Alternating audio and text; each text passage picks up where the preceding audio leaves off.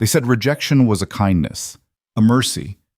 But standing here in the frozen mud outside Shadowfang territory, watching the only home I'd ever known disappear behind ice-twisted trees, I finally understood the truth. Rejection wasn't mercy, it was murder. The slow kind. The kind that doesn't stop your heart all at once but carves it out piece by piece until you're hollow enough to fill with something else, something darker. An Alpha King Kale Shadowfang, the man who swore before the moon goddess to protect me, had just become my executioner.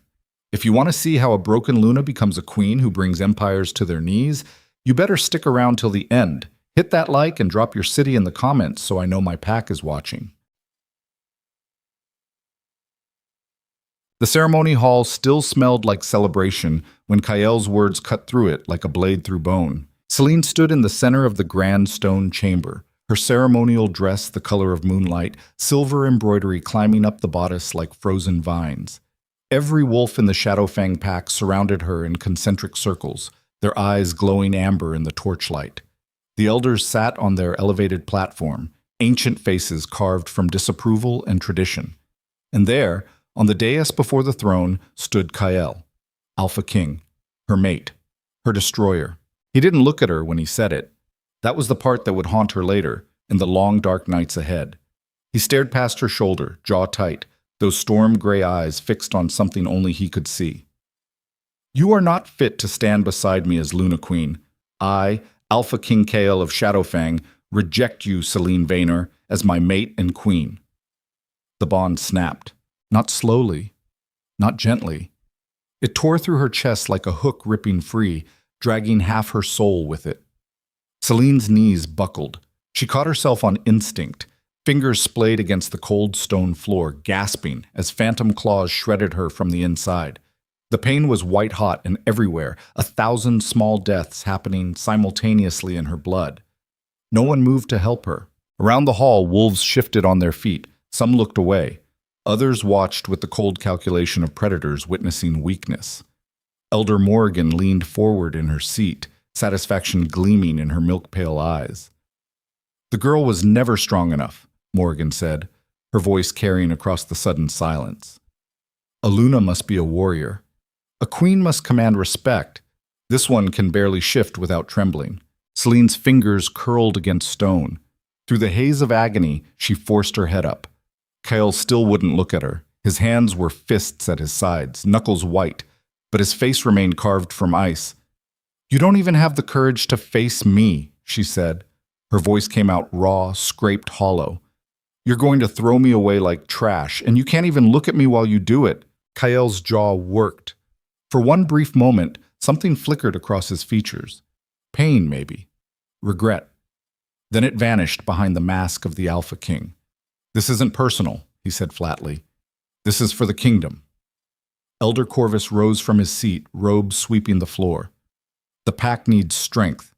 Shadowfang stands at the edge of war with 4 neighboring territories. We cannot afford a weak Luna. We cannot afford sentiment. Sentiment. As if 3 years of devotion, of standing beside Kael through every challenge, of bleeding for this pack, could be reduced to sentiment. Celine dragged herself upright, legs shaking, the bond's absence a howling void in her chest where warmth used to live. I've trained every day since I arrived, she said. I've learned your laws, your strategies, your history. I've earned my place here. You've earned nothing. Morrigan's voice cut like a whip. You come from nowhere. A rogue family with no name, no legacy, no power. The royal bloodline of Shadowfang will not be diluted by common weakness. Something ancient stirred in Celine's blood then, a whisper of heat that didn't belong to the wolf she'd always known. It flickered and died before she could grasp it, leaving only confusion in its wake. Kael finally met her eyes. What she saw there broke something beyond the bond. His gaze was empty, resolved. The man who had laughed with her in the forest, who had whispered promises against her skin under starlight, who had traced the curve of her face like she was something precious. That man was gone. In his place stood a king who had made his choice. Leave Shadowfang territory by dawn, Kael said. If you're found within our borders after sunrise, you'll be treated as a hostile rogue. The hall erupted, not with protest, with approval. Wolves howled their agreement, the sound rising to the vaulted ceiling like a war cry. Celine stood alone in the center of it all, the noise crashing over her in waves. Her wolf whimpered in the back of her mind, confused and grieving, unable to understand why their mate had become their enemy. Celine looked at each of the elders in turn. Morrigan's satisfaction, Corvus's cold calculation. The others wore masks of indifference or disgust. Then she looked at Kael one last time. "You'll regret this," she said quietly. Not a threat, a certainty. She turned and walked through the crowd. Wolves parted before her like she carried disease. No one spoke to her. No one met her eyes. The girl who had arrived 3 years ago with hope burning in her chest, who had believed in the bond and destiny, in the fairy tale of true mates, that girl died with every step toward the doors. The night air hit her like a fist, cold, sharp, the kind of cold that got into your bones and made a home there. Celine kept walking, through the courtyard, past the guards who watched her with contempt, into the forest beyond the walls where darkness waited between the trees. She made it half a mile before her legs gave out. Celine collapsed against the trunk of a massive pine, bark rough against her back, and finally let the sobs come. They tore out of her in ugly, gasping waves. Her wolf howled inside her mind, a keening wail of loss and confusion. The bond's absence was a wound that wouldn't stop bleeding. Every breath hurt. Every heartbeat felt wrong without the echo of his. But underneath the grief, underneath the agony, something else stirred. Anger. Not the hot, explosive kind. The cold kind. The kind that burned slow and thorough and turned everything it touched to ash. Celine's fingers dug into the frozen earth. Her nails split. Blood welled up, dark against the snow. They thought she was weak. They thought she was nothing. They would learn. 3 days later, Celine stood at the edge of the northern reach, where Shadowfang territory ended and the Frostlands began. She'd walked through the night after the rejection, putting distance between herself and the pack that had discarded her. No supplies, no plan. Just the clothes on her back and the certainty that returning would mean death, either by their teeth or by the slow poison of staying somewhere she wasn't wanted. The Frostlands stretched before her like an open wound in the world. Endless white, jagged mountains in the distance, their peaks lost in clouds. This was the place wolves whispered about in warnings. The place where the old magic still lived, wild and untamed. Where rogues went to die. Celine stepped across the boundary. The temperature dropped immediately, cold sinking through her inadequate dress like knives. Her wolf whimpered, weakened by the rejection, barely able to lend her warmth. But Celine kept walking, one foot in front of the other, into the white. By sunset, she'd lost feeling in her hands. By midnight, her lips had cracked and bled. By dawn, she was lost. The storm came out of nowhere, a wall of white that swallowed the world. Wind tore at her, driving snow into her eyes, her mouth, stealing her breath. Celine staggered forward blindly, arms wrapped around herself, searching for shelter that didn't exist. The cold wasn't just cold anymore. It was a living thing, hungry, trying to pull her down into the snow to sleep forever. Her foot caught on something hidden beneath the drifts. She went down hard, face first into ice. The impact drove the air from her lungs. For a long moment, she just lay there, body screaming, mind fuzzy with hypothermia. "Get up," her wolf whispered weakly. "Get up, or we die here." Maybe that was easier. Maybe dying in the white was better than surviving with half a soul. Maybe Kael had done her a favor, speeding up the inevitable. No. The thought came from somewhere deep, somewhere that existed before the bond, before Shadowfang, before everything. A core of iron that even rejection couldn't break. I'm not dying for him. I'm not dying because they decided I wasn't enough. Celine dragged herself upright. Her vision swam. The world tilted. She took one step, then another. The storm raged around her, but she kept moving, driven by spite and stubbornness and the absolute refusal to let them win. She didn't see the cliff until she was already falling. The ground disappeared beneath her feet. For one weightless moment, Celine hung in the air, snow and sky and earth all mixed together. Then gravity remembered her. She hit the slope and rolled, body smashing against rocks hidden in the drifts, ribs cracking, air exploding from her lungs. Down and down and down, the world a tumbling nightmare of white and pain. She stopped at the bottom of a ravine, half buried in snow, broken and bleeding and barely conscious. Above her, the storm howled its victory. Celine's eyes fluttered shut. Musk. She woke to warmth. Not the gentle kind. The searing kind, like her blood had turned to liquid fire. Celine gasped, back arching, fingers clawing at whatever was beneath her. Not snow, furs. She was lying on furs in front of a fire, and her body was burning from the inside out. Easy, child. A woman's voice, old and smoke-rough. The awakening is always painful. Celine's eyes snapped open. She tried to sit up, but her body refused, muscles locked in agony. Through the haze of pain, she made out a small cave, flames dancing in a pit at its center. An old woman sat across from her, face weathered like ancient stone, eyes the silver white of a full moon. "What's happening to me?" Celine gasped. "What did you do?" "I did nothing." The woman stirred something in a clay bowl, steam rising. "Your blood did this. The rejection broke the seal your family placed on you generations ago. Now the old power wakes. I don't understand him." "The moonborn bloodline," the woman interrupted. "The royal line that ruled all wolves before the alphas rose up and tore the empire apart. Your ancestors were the first wolves, child, born directly from the moon goddess herself. Their power was absolute. That's why they were hunted to extinction, or so everyone believed." She held out the bowl. Celine stared at it, then at the woman. "Drink. It will ease the pain while your body adjusts. Why would you help me?" "Because I've been waiting a very long time for you to arrive." The old woman smiled, and there was something terrible in it. "I'm the last guardian of the moonborn legacy, and you, little broken Luna, are the key to everything." Celine's hands shook as she took the bowl. The liquid inside was bitter and burned all the way down, but within moments, the fire in her blood cooled to a manageable simmer. She could breathe again. Think again. "I'm nobody," she said. "I come from rogues. I don't have royal blood." The woman laughed, a sound like wind through dead trees. "That's what they wanted you to believe. Your mother's mother's mother fled the purge, hid among the rogues, bound her power so the alphas couldn't find her.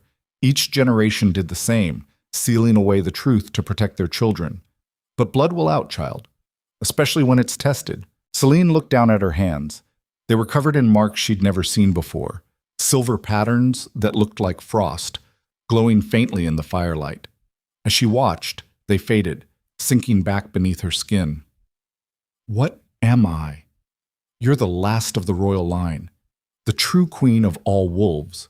The woman's silver eyes glittered. "And that alpha who rejected you has no idea what he just unleashed." Ashik. For 3 weeks, Celine lived in that cave while her body tore itself apart and rebuilt.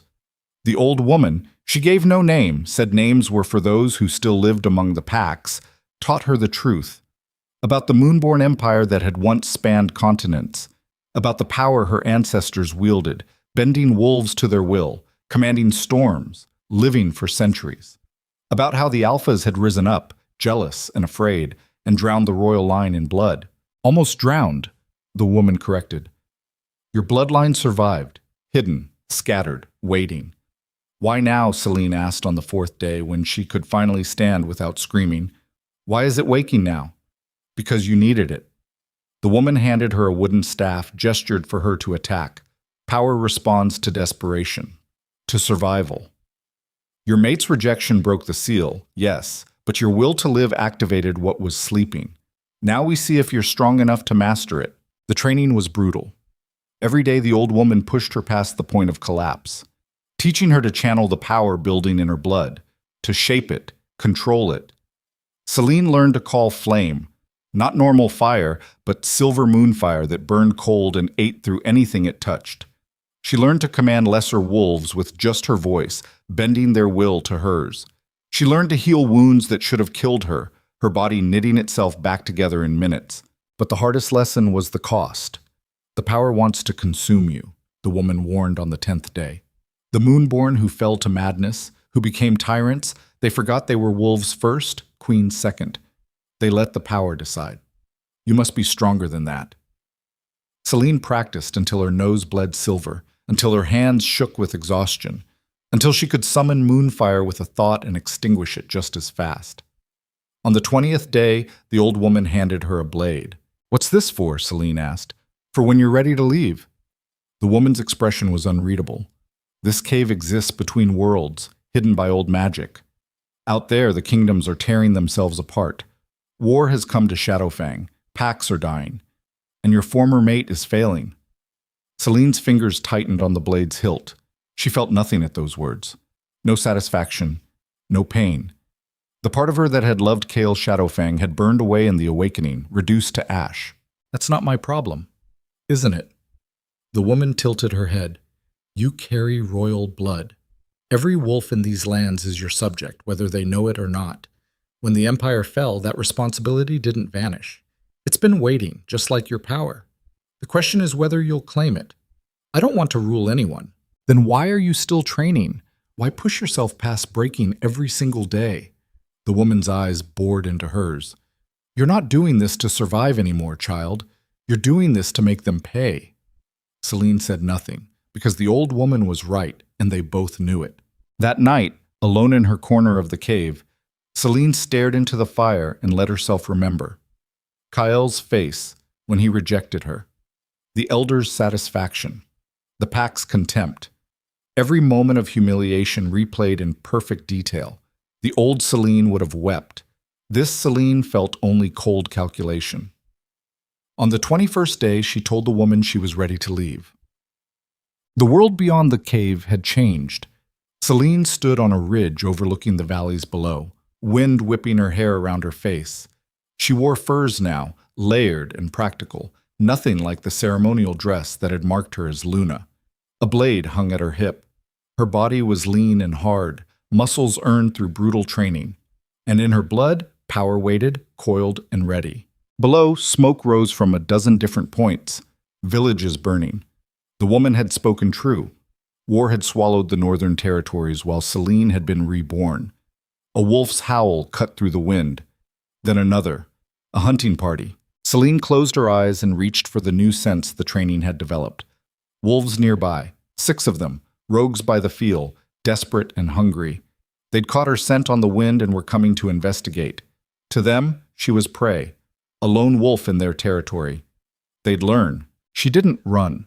She waited on that ridge, perfectly still as the rogues emerged from the tree line. 6 males, all bigger than her, all bearing the scars of hard living. Their lips peeled back from their teeth as they surrounded her, cutting off escape. The largest one shifted to human form, naked and unashamed in the cold. His eyes raked over her with predatory interest. "You're a long way from any pack, little wolf," he said. His voice was rough, accent thick. "You lost or just stupid?"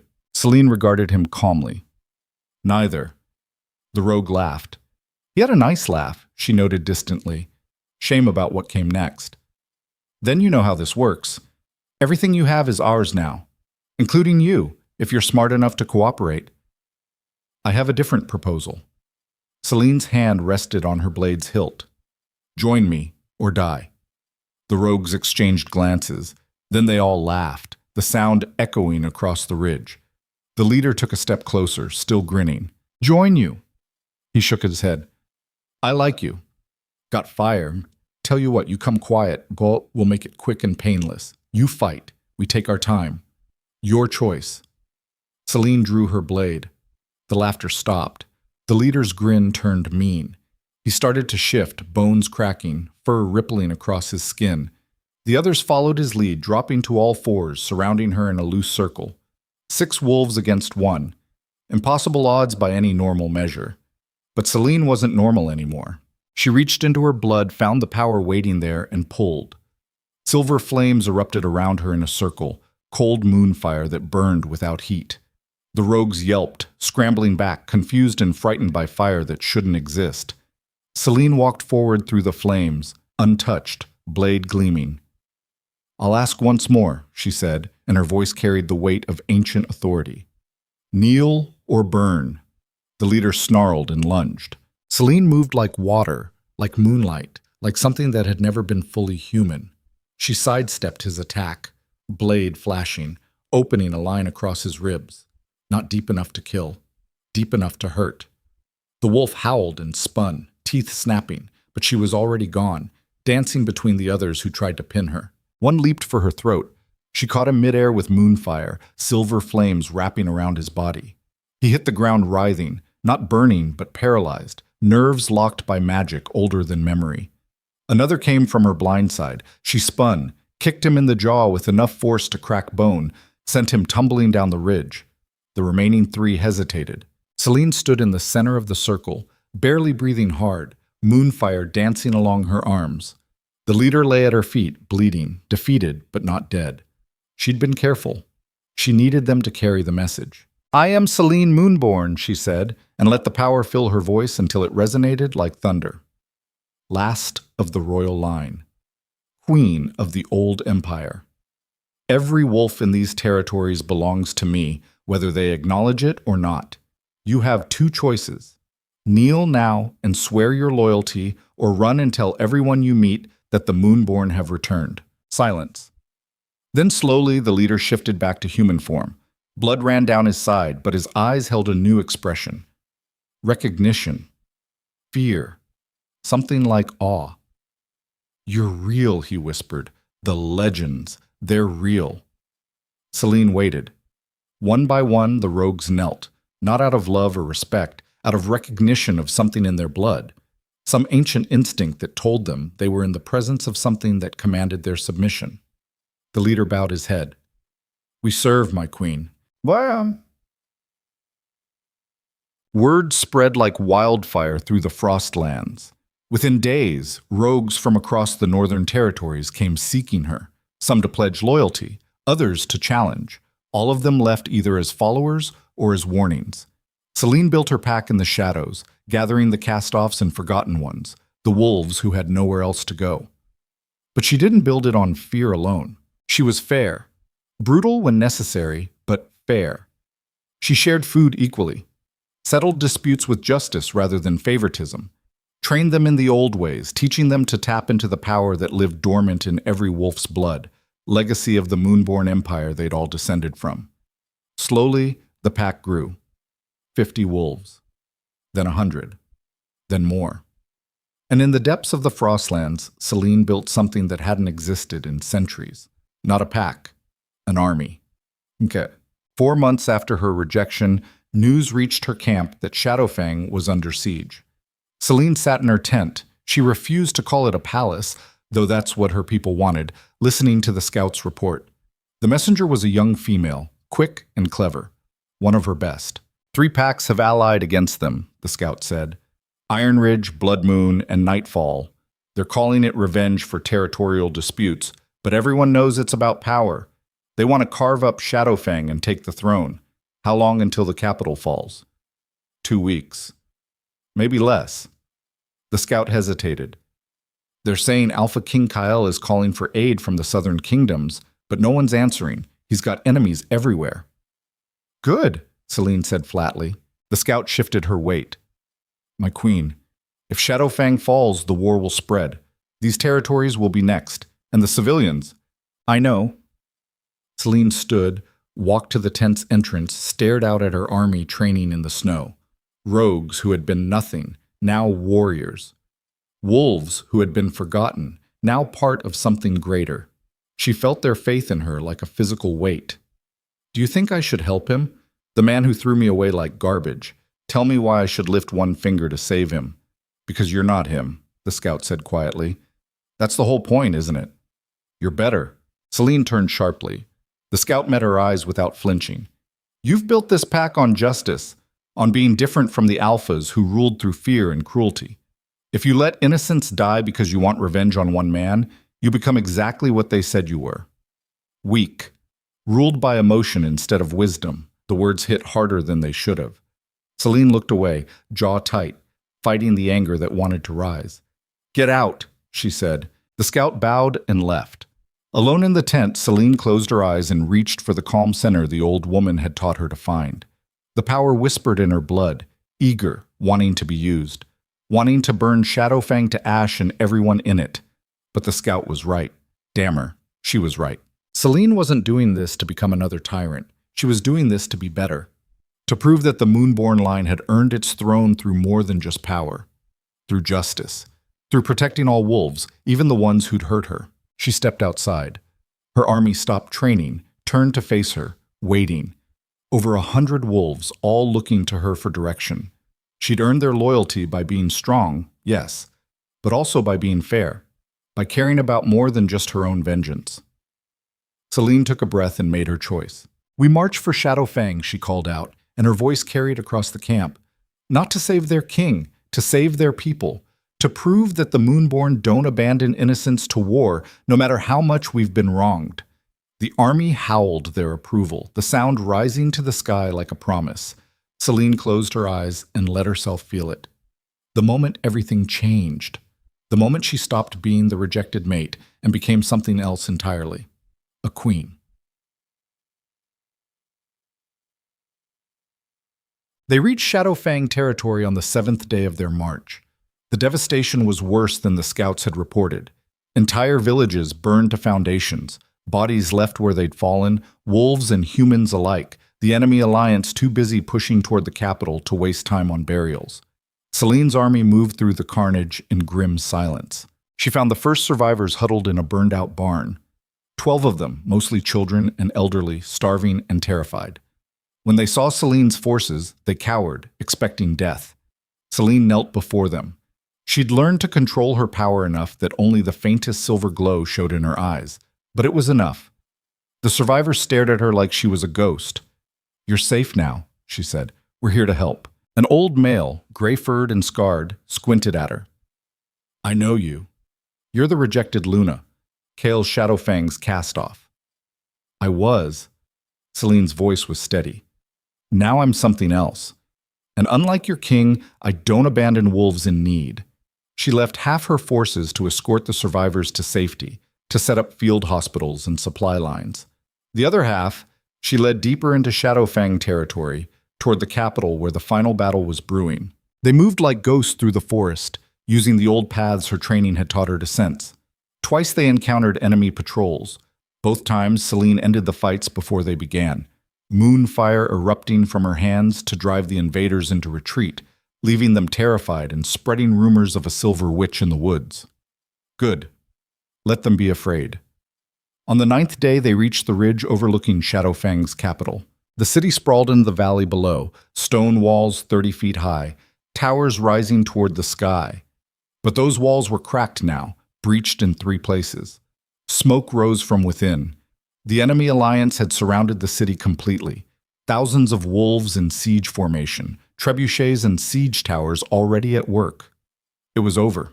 Anyone could see that. Shadowfang was dying. Celine stood on that ridge with her commanders. The rogue leader she'd defeated first had become her general, loyal and capable, and studied the battlefield.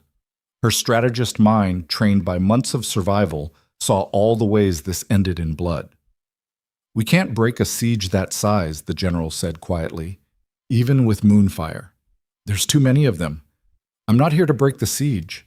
Celine's eyes tracked the enemy formations, noting their weaknesses. "I'm here to end the war." "How?"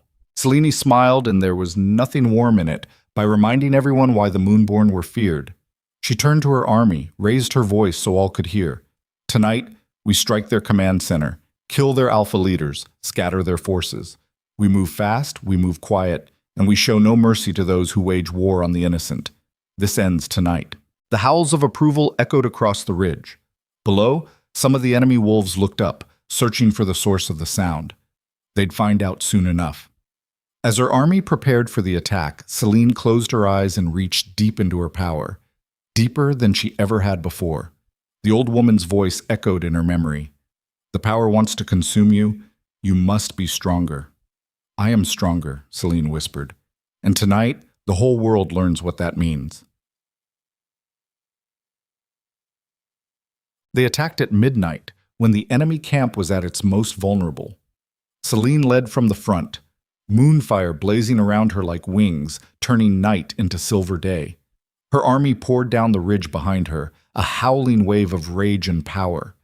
The enemy sentries barely had time to sound the alarm before they were overwhelmed. Celine didn't fight like a normal wolf. She fought like a force of nature. Moonfire erupted from her hands in waves, consuming everything it touched. When wolves tried to surround her, she commanded them with her voice, ancient authority bending their will, turning them against their own allies. Her blade sang through the air, and everywhere she passed, the enemy fell. But she wasn't killing indiscriminately. The soldiers following orders, the ones trying to flee, she let them go. Only the commanders, the ones who'd chosen this war, faced her full fury. The enemy Alpha of Iron Ridge met her in the center of the camp. He was huge, battle-scarred, confident in his strength. He shifted to human form to taunt her. "You're just one wolf," he growled. "No matter what tricks you've learned, you can't stop 3 armies. Watch me." Selene unleashed everything. Moonfire exploded outward in a circle, forcing everyone back, leaving just her and the Iron Ridge Alpha in the center. He lunged, claws extended, aiming for her throat. She caught his wrist, twisted, felt bones crack. He howled and tried to pull free, but she held him with strength that shouldn't exist, power flowing through her in endless supply. "I am Selene Moonborn," she said, and let her eyes blaze pure silver. "Last daughter of the old empire. And your war ends now." She drove Moonfire into him, not to kill, to mark. Silver flames wrapped around his body, burning into his skin in permanent patterns, brands that would never fade. When she released him, he collapsed, screaming, covered in glowing scars. All around the camp, the fighting stopped. Wolves from both sides stared at her, at the burning Alpha at her feet, at the moonfire that danced around her like a living thing. Selene raised her voice.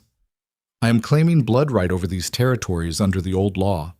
Any wolf who continues this siege answers to me. Any who flees now will be spared. Choose." For a long moment, no one moved.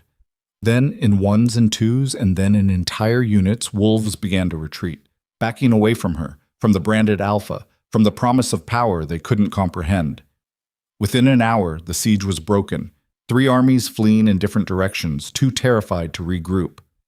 Selene stood in the center of the devastation, breathing hard, moonfire slowly dying around her. Victory. But it tasted like ash.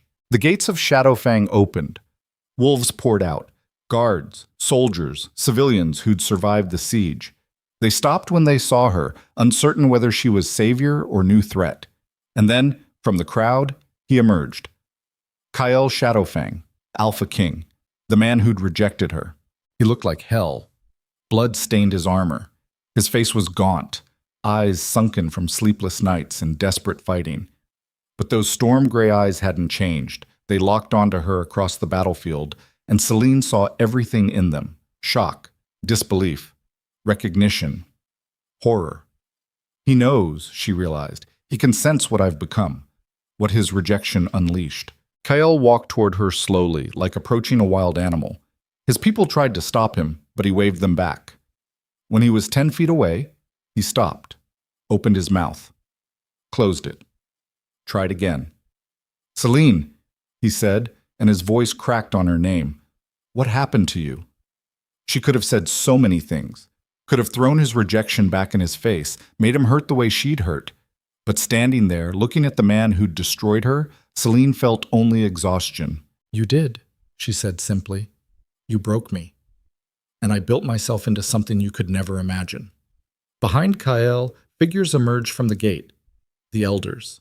Morgan and Corvus and the others, faces pale, staring at Selene like she was a ghost. No, like she was judgment come to collect. "We didn't know," Morgan whispered. "Your bloodline. We had no idea." "You knew enough." Selene's voice cut like a blade. "You knew I was different. That's why you wanted me gone. You sensed the power in my blood and it terrified you, so you poisoned my mate against me and threw me away." She took a step forward. The elders flinched back. "I should burn this kingdom to ash for what you did to me. I should let you all die in the ruins of your prejudice and fear. That's what the old me would have wanted." "Then why are you here?" Kael asked quietly.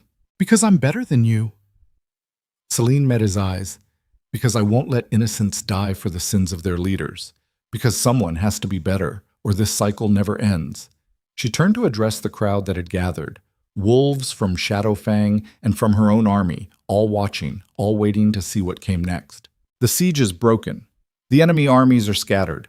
But the corruption that led to this war still lives in these territories, still lives in the systems that give men like these the power to reject, to cast aside, to wage war on their own kind. That ends now. What are you saying? Corvus demanded. His voice shook. I'm saying the old order is dead. Selene raised her hand and moonfire danced along her fingers, beautiful and terrible. I'm saying the Moonborn have returned to claim what was always ours, and anyone who stands against me, who clings to the broken system of Alpha Kings and corrupt elders, will burn. The crowd erupted, some with cheers, others with fear. Kale just stared at her, and in his eyes, she saw the moment he understood. He'd rejected his true mate, and in doing so, he'd created his own destruction. Selene let the moonfire die. She was so tired suddenly. Tired of fighting, of proving herself, of being strong. But she couldn't stop. Not yet. Not when so much hung in the balance. Tomorrow, we rebuild, she said. Tonight, we mourn. She walked past Kael without another word. Past the elders who shrank from her, past the guards who didn't know whether to salute or flee. Her army fell in behind her, loyal and true, and together they disappeared into the night, leaving Shadowfang to wonder what storm had just passed through. In his chambers, alone, Kael Shadowfang pressed his fist against his chest where the bond used to live. Where nothing lived now but regret and the growing certainty that he'd made the worst mistake of his life. And in the mountains to the north, an old woman smiled into her fire, knowing the pieces were finally in motion. The real game was about to begin. The War Council met 3 days after the siege broke. Selene stood at the head of a makeshift table in what used to be a grain storage building on the outskirts of Shadowfang territory. She refused to enter the palace, refused to sit in rooms where the elders had decided her fate like she was livestock being appraised for slaughter. This place was neutral ground, and neutrality was all she could stomach right now. Her commanders filled the space, the rogue general who'd been first to kneel, a scarred female named Raven who'd survived 3 different pack purges, a young strategist called Frost, whose mind worked like a blade, cutting through problems to find solutions no one else saw. They were hers. Loyal, not because of bonds or tradition, but because she'd earned it in blood and moonfire. Across from them sat Kael's people, the Alpha King himself, looking like he hadn't slept since the siege. His beta, a massive wolf named Garrett with eyes that missed nothing, and 2 representatives from the Civilian Council, older wolves who'd survived the attack and now watched Selene like she might explode at any moment. The elders weren't invited. Selene had made that clear. We need to talk about what happens next, Kael said. His voice was rough, scraped raw. The enemy armies scattered, but they didn't dissolve. They'll regroup, and when they do... They won't, Selene interrupted. I sent hunting parties after each alpha. They're all branded now, marked with moonfire that won't fade. Every wolf in the northern territories will know they challenged the Moonborn and failed. No one will follow them into another war. Kael's jaw tightened. You marked them, like cattle, like warnings. Selene met his eyes without flinching. Would you prefer I killed them? Because that was the other option. Silence dropped over the table like a stone. Garrett shifted in his seat, hand moving unconsciously toward where his weapon would be. Selene's general noticed, tensed, ready to respond. The air thickened with the promise of violence. Everyone calm down, one of the civilian representatives said quickly.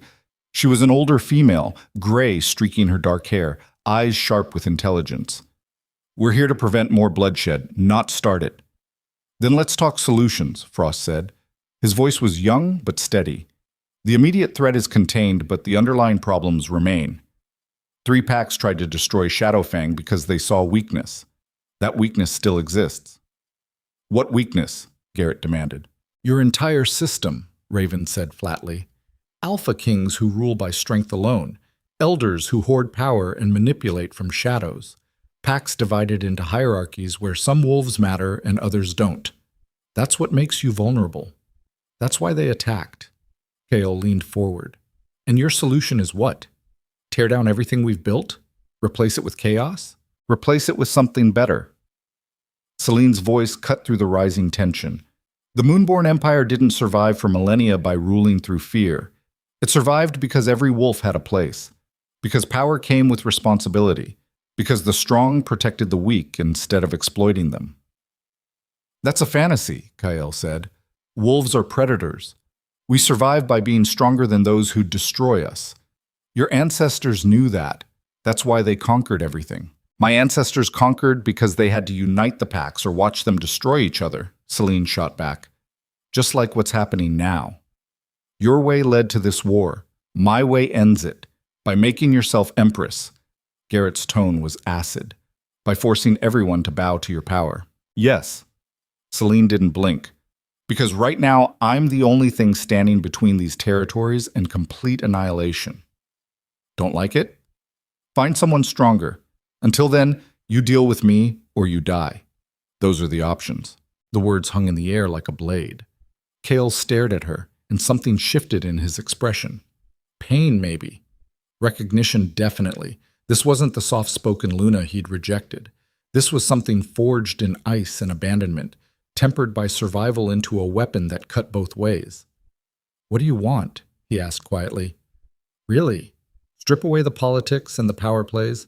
What do you actually want, Celine? She could have lied, could have given him the answer that served her strategy, her plans, her vision for the empire she was building. But sitting there, looking at the man who'd destroyed her, Celine found herself speaking a truth she hadn't admitted even to herself. I want to matter, she said. I want every wolf who was told they were weak, who was cast aside, who was deemed unworthy.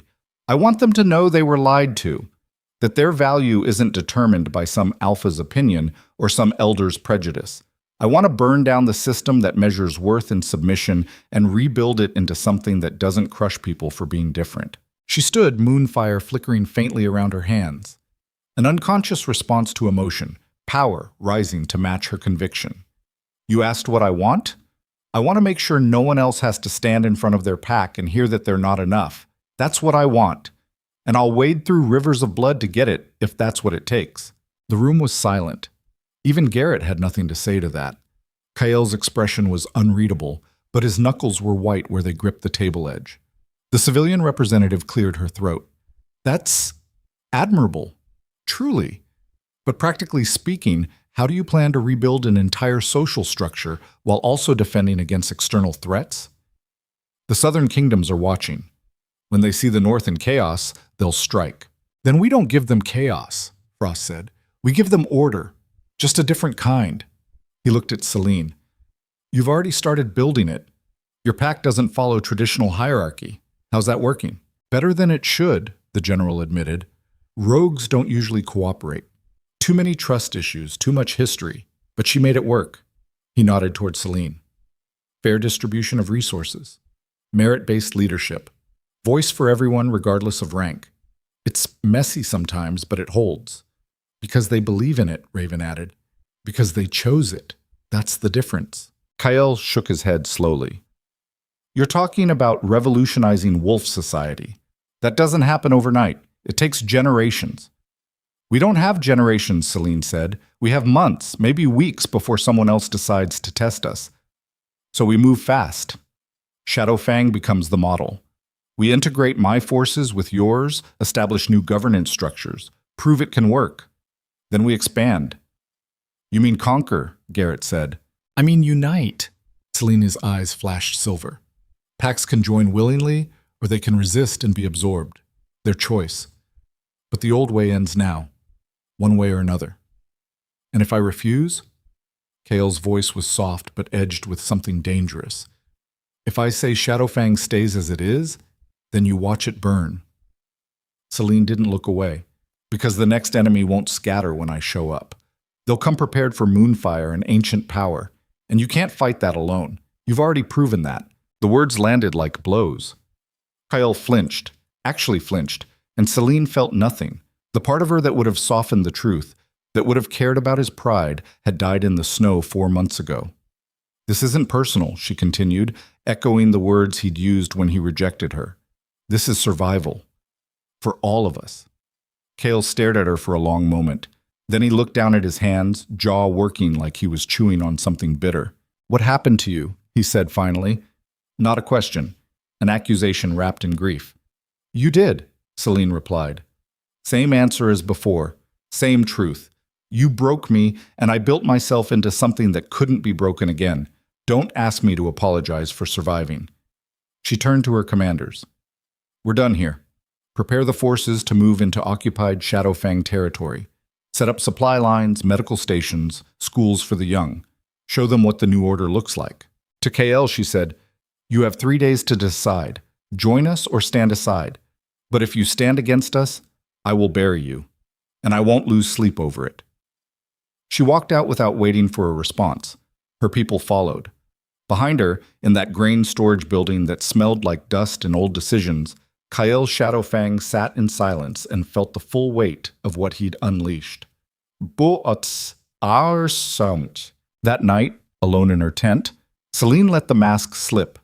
She sat on the floor, back against a storage chest, hands shaking with exhaustion she couldn't show her people. The moonfire in her blood hummed constantly now, never quite settling, always ready to erupt. It was getting harder to control. The old woman had warned her about this. The power wants to consume you. Celine closed her eyes and reached for the meditation techniques she'd learned. Breathe in. Count to 4. Breathe out. Find the stillness beneath the storm. But the stillness was getting harder to find. Every time she tapped into the full extent of her abilities, every time she let the moonfire burn through her, it left marks. Not visible ones. Marks on her soul, on whatever part of her was still the girl who'd believed in true mates and fairy tale endings. That girl was dying, maybe already dead, and Celine wasn't sure she mourned her. A sound outside her tent, footsteps, careful and deliberate. Celine's hand went to the blade at her hip, moonfire sparking to life in her other palm. "It's just me," Raven's voice called softly. "Can I come in?" Celine let the fire die. "Enter." Raven ducked through the tent flap, carrying 2 tin cups that steamed in the cold air. She handed one to Celine without ceremony. Tea. The bitter kind that actually helped instead of the sweet stuff that just tasted good. Celine took it, let the warmth seep into her hands. "Thanks." Raven settled across from her, cross-legged, scarred face, thoughtful in the lamplight. That was brutal today. The War Council. It was necessary. Necessary and brutal aren't mutually exclusive. Raven sipped her tea. "You meant what you said. About burning down the system, every word." "Good." Raven's expression was fierce. "Because I've lived under 3 different packs and every one of them ground wolves into dust for the crime of being weak or different or inconvenient. Someone needs to tear it all down. Might as well be you." Celine looked at her commander, this scarred wolf who'd survived horrors Celine could only imagine. "Why do you follow me?" "Really? Is it just the power?" "The power helps," Raven admitted. "Can't lie about that. Moonfire makes you hard to kill and harder to ignore. But that's not why I stay." She met Celine's eyes. "I stay because you asked me my opinion. First week I joined, you asked what I thought about patrol routes. No Alpha had ever done that. They just gave orders and expected obedience. You asked. Like my thoughts mattered. Like I was a person instead of a weapon." Celine's throat tightened. "You are a person. You all are. We know. That's the point." Raven finished her tea, set the cup aside. "The others are scared, though. Thought you should know." "Of what?" "Of you." Raven's voice was gentle but honest. "You're changing, Celine, getting colder, harder. The moonfire is burning brighter every time you use it. Some of the younger wolves are starting to whisper that you're becoming what the old moonborn rulers were. Powerful but distant. More force of nature than wolf." The words hit like ice water. Celine's hands clenched around her cup. "I'm doing what needs to be done." "I know. Doesn't mean it's not costing you."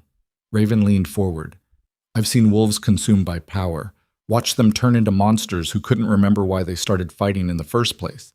You're better than that. But you have to choose to stay better, every day. It doesn't happen automatically. How do I do that?" The question came out raw. "How do I be strong enough to change the world but not lose myself in the process?" Raven smiled, sad and knowing. "You keep people around who'll call you on your shit. You listen when they do, and you remember that power is a tool, not an identity. You're not the moonfire, Celine. You're the woman who wields it. Don't let yourself forget the difference." She stood, stretched. "I'll leave you to your brooding now. Just wanted to make sure you knew you're not alone in this, even when it feels like you are." After Raven left, Celine sat in the quiet and felt the truth of those words settle into her bones. She'd been so focused on being strong, on never showing weakness, that she'd forgotten she didn't have to carry everything alone. The old Celine had needed Kyle, had defined herself through their bond, through being his mate in Luna. That dependency had made her vulnerable. But independence didn't have to mean isolation. She could be strong and still trust her people, could lead without becoming the tyrant her enemies accused her of being. It was a narrow path, but she'd walked narrower ones. Celine finished her tea and let herself rest. Tomorrow would bring new challenges. Tonight, she could just be tired. See. Kyle showed up at her tent 2 days later. Celine was reviewing supply reports when the guards announced him. She considered refusing the meeting, but curiosity won out. What could he possibly want that required a private audience? Send him in. Kyle entered alone. No guards, no advisors. Just the Alpha King in plain clothes, looking more like a soldier than royalty. He stopped a respectful distance away, hands open and empty. The gesture of a man who knew he was walking into enemy territory. Celine set down her reports. You have 1 day left to decide. Is this your answer? No? Kyle's voice was rough. This is a request. For a conversation. Off the record. We don't have off the record. Everything between us is political now. I know. His jaw tightened. I'm asking anyway. Celine studied him, looking for manipulation, for strategy, for whatever angle he was working, but all she saw was exhaustion and something that looked like genuine desperation. Against her better judgment, she nodded. 10 minutes. Talk. Kyle exhaled, some of the tension leaving his shoulders. Thank you. He paused, seemed to gather himself. I need to explain something about the rejection. Don't. Celine's voice went flat. I don't want your excuses. It's not an excuse. It's the truth. And you deserve to know it. I deserve a lot of things I didn't get. Hearing your reasons isn't one of them. The elders manipulated me. Kale pushed forward despite her resistance. They told me your bloodline was corrupted, that you carried a genetic weakness that would destroy any children we had, that keeping you as Luna would doom the entire pack to extinction within a generation. Celine's hands clenched. So you believed them? I had tests done. Kale's voice cracked. Medical examinations, genetic analysis, everything. And the results came back confirming their claims. I thought I was protecting you, protecting our future children from a slow death. I thought rejection was kinder than letting you bond with me completely, only to watch our offspring die.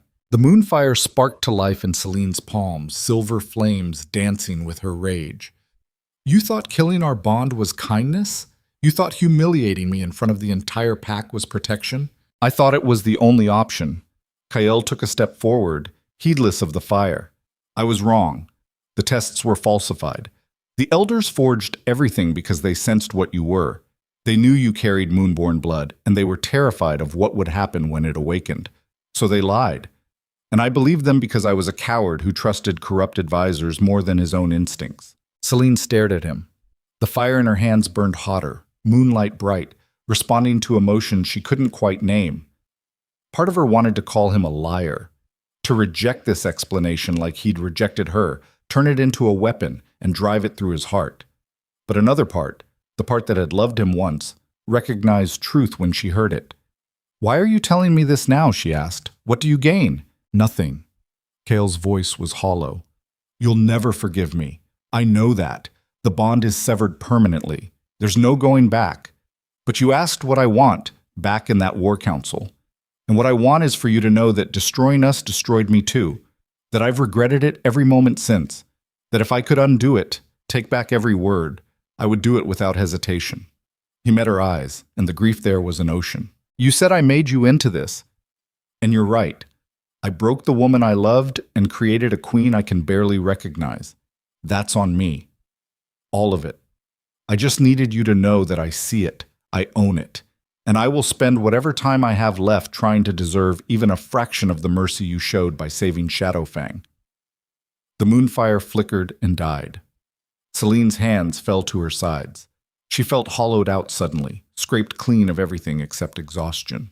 You want absolution, she said quietly. I can't give you that. I know. You want me to tell you it's okay, that I understand, that we can move past this. I can't give you that either. I know. So what do you want, Kyle? Really? What are you doing here? He was quiet for a long moment.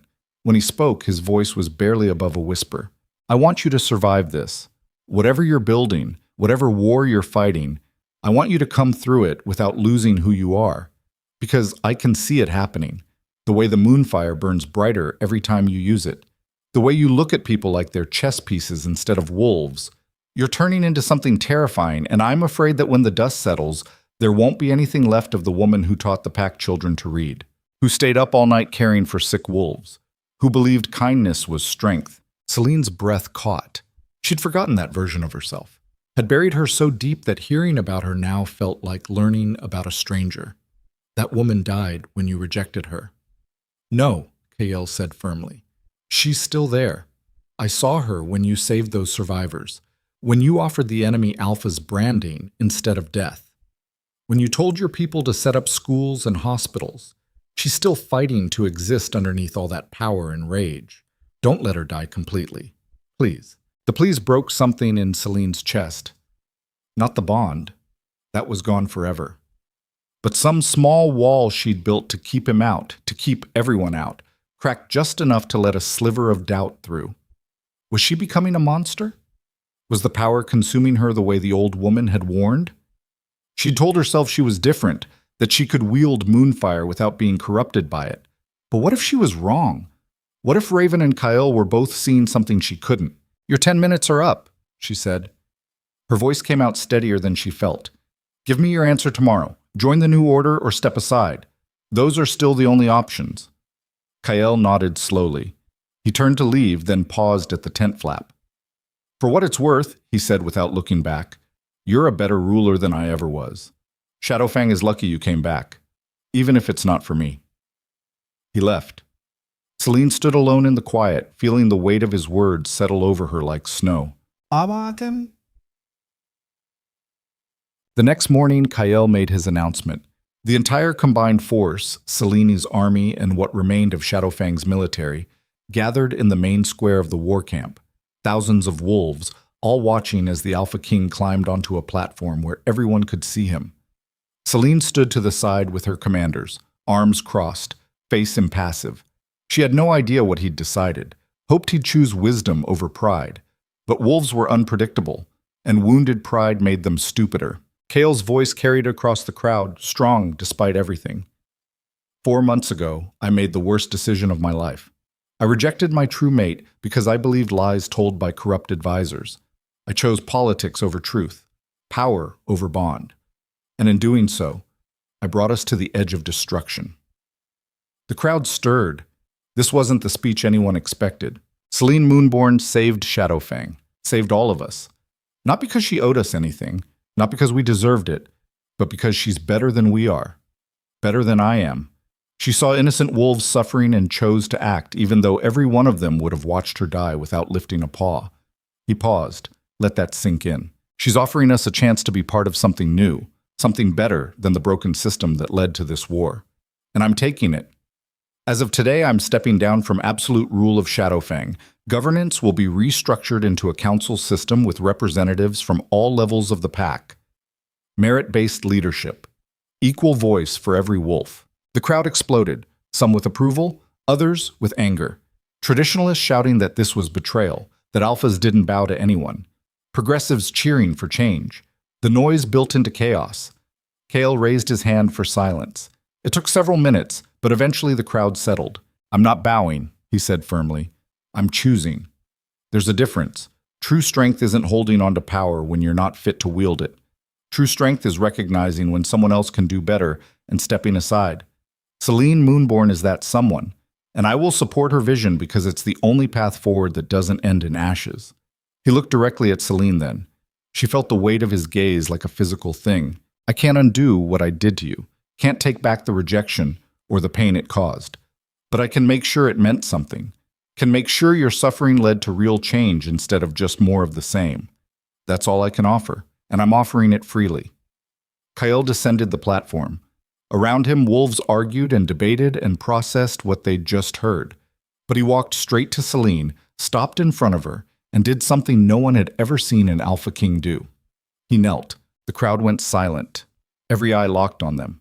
Celine stared down at Kael, at this man who'd destroyed her, who was now offering himself and his kingdom like they were hers to command. The old Celine would have helped him up, would have said something gracious about partnership and unity, but the old Celine was dead. This Celine understood power, understood that symbols mattered, that this moment would define everything that came after. She let him kneel, let the silence stretch until it became uncomfortable. Then she spoke, voice carrying across the square. You kneel today, but tomorrow you stand beside me. Not above, not below, beside. As equals building something neither of us could create alone. That's the deal. Take it or leave it. Kael's head came up. Something like hope flickered in his eyes. I take it. Then rise, Alpha King. We have work to do. He stood. Around them, the crowd howled, approval, disapproval, shock, all mixed together in a cacophony that sounded like the beginning of something. Or maybe the end. Hard to tell the difference sometimes. Celine turned to her commanders. Integrate the forces, start the restructuring, set up the councils, move fast but move smart. We're writing the blueprint for every pack that comes after. Make it count. They dispersed, efficient and focused. Celine started to follow, but Kael's voice stopped her. Celine. She turned back. He looked like he wanted to say something profound, something that would bridge the chasm between them. But in the end, he just said, Thank you. Don't thank me yet, she replied. This is just the beginning. 3 weeks passed in a blur of reorganization and resistance. The integration went smoother than expected in some areas, worse in others. Civilian wolves adapted quickly to the new council system, electing representatives, voicing opinions they'd never been allowed to express before. But the warrior class struggled. Tradition ran deep in their blood. The idea of taking orders from wolves who'd been beneath them last month sat like poison in their guts. Celine dealt with dissent the same way she dealt with everything, swiftly and without mercy when necessary, fairly when possible. A group of traditionalist warriors tried to stage a coup on the second week. They cornered one of her civilian counselors in an alley, planning to make an example. Celine found them before they could. The moonfire she used was controlled but terrifying, burning through their resistance without touching their flesh. She left them alive but marked silver brands on their arms that identified them as oath breakers. The message was clear: challenge the new order and face consequences. But consequences weren't death if you could learn. 2 of those warriors came to her a week later and asked to join her personal guard. Said they'd never seen power restrained like that, never imagined strength could include mercy. She accepted them, put them through brutal retraining, and watched them become her fiercest defenders. That was the pattern. Resistance, confrontation, transformation. Slowly, painfully, the new system took root. Kael kept his word. He attended councils as one voice among many, not the final authority. When he disagreed with decisions, he stated his case and accepted when he was outvoted. It clearly cost him. Celine could see the strain in how he held himself, the effort it took to unlearn a lifetime of absolute power. But he did it, and that meant something. They worked together now. Not friends, not mates, but reluctant allies building something bigger than their shared history. It was awkward and uncomfortable and occasionally hostile, but it worked. On the 21st day of the new order, scouts brought news that changed everything. Celine was in a strategy meeting when they arrived, mud-splattered and exhausted. The lead scout was a young male named River, quick and smart, one of her best. "My queen," he gasped. "We've got movement from the south, multiple packs, thousands of wolves, moving north in coordinated formation." "Raiders?" Frost asked sharply. "Worse." River's face was pale. "It's a coalition. 7 packs from the southern kingdoms, all marching under one banner. They're calling it a holy war, coming to cleanse the north of your corruption." The room went silent. Celine felt ice settle in her stomach. 7 packs. That was nearly 10,000 wolves if they were all at full strength, more than double what they'd faced in the siege. "How long until they reach our borders?" she asked calmly. 5 days. Maybe 4 if they push hard. Kael swore. "We're not ready. The restructuring is half finished, the forces are still integrating. We don't have the cohesion to face that kind of assault." "Then we make cohesion happen," Raven said. "We've got 4 days. Use them." "Against 10,000 wolves?" Garrett shook his head. "We'd need twice our current numbers to have a chance. Even with Moonfire, even with better organization, the math doesn't work. Celine closed her eyes, reached for the calm center the old woman had taught her to find. But the calm was harder to reach now. The moonfire in her blood hummed louder, eager, wanting to burn, wanting to protect. And underneath that, something older stirred. The ancient power of the moonborn line, the force that had commanded empires. She could use it, could unleash everything, become the weapon her enemies feared. But Raven's warning echoed in her mind. You're becoming what the old moonborn rulers were, more force of nature than wolf. If she went full monster to win this war, would there be anything left of her when it ended? We evacuate the civilians, Celine said, opening her eyes. Get them to the northern safe zones. Every warrior, every able-bodied wolf stays to fight. We meet them on ground of our choosing, use terrain to offset their numbers. That's still suicide, Garrett said flatly. Maybe. Celine looked around the table. Or maybe it's a statement that we'd rather die free than live under kingdoms that call progress corruption, that some things are worth bleeding for. She stood, moonfire already sparking to life in her palms. Send messengers to every pack within 3 days' travel. Tell them what's coming, tell them we're standing against it, and tell them if they want to join us, if they want to be part of the new order, this is their chance to prove it. You think anyone will come? Frost asked quietly. I think wolves are tired of being ground into dust by systems that don't care about them. Celine's eyes blazed silver. I think they're ready for something different, and I think they'll fight for it if someone gives them the chance. What if you're wrong? Then we die. But we die trying. That's more than most wolves get. She walked to the tent entrance, paused, looked back at her people. All of them scared but determined, loyal but uncertain, following her into a war they might not survive. 4 days, she said. Make them count. The preparations were brutal. Every warrior drilled from dawn until collapse. Celine pushed herself hardest of all, training with her forces, showing them techniques the old woman had taught her. How to fight in coordinated units. How to use moonfire if they could access even a fraction of their buried moonborn heritage. How to turn fear into fuel instead of letting it paralyze. Kael worked alongside her. No throne to retreat to now, just another soldier preparing to bleed. They didn't speak much, but they developed a rhythm. He knew tactics and terrain. She knew ancient war strategies from the moonborn archives the old woman had made her memorize. Together they crafted a defense that might give them a chance. On the second day, the first response to her messengers arrived. A small pack from the eastern mountains.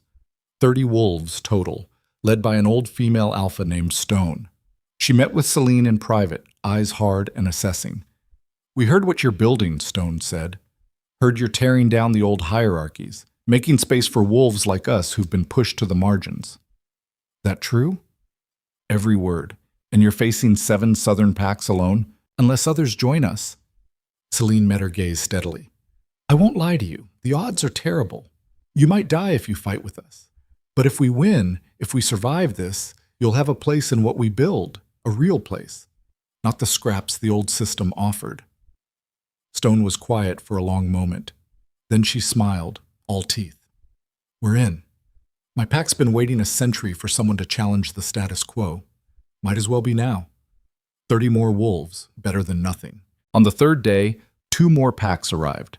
Then a dozen rogues who'd heard rumors and wanted to see if the moonborn queen was real. By the 4th morning, Celine's forces had swelled by nearly 400, not enough to match the south, but enough to matter. She stood on a ridge overlooking the assembled army and felt something shift in her chest. These wolves weren't following her out of compulsion or ancient magic. They were choosing this, choosing her vision of something better. That faith was heavier than any crown. Kael joined her on the ridge. Together they watched the sun rise over an army that shouldn't exist, that had no business standing against the force coming for them. Do you think we can win? He asked quietly. Celine considered lying, offering false hope, but she'd built this new order on truth, and she wouldn't abandon that now. I think we can make them pay for every inch of ground, make them bleed so badly they'll think twice before trying this again. Whether that's victory or just expensive defeat, she shrugged. We'll find out tomorrow. Kael nodded. His hand moved like he might reach for hers, then stopped. The bond was gone. That casual intimacy they'd once shared was dead.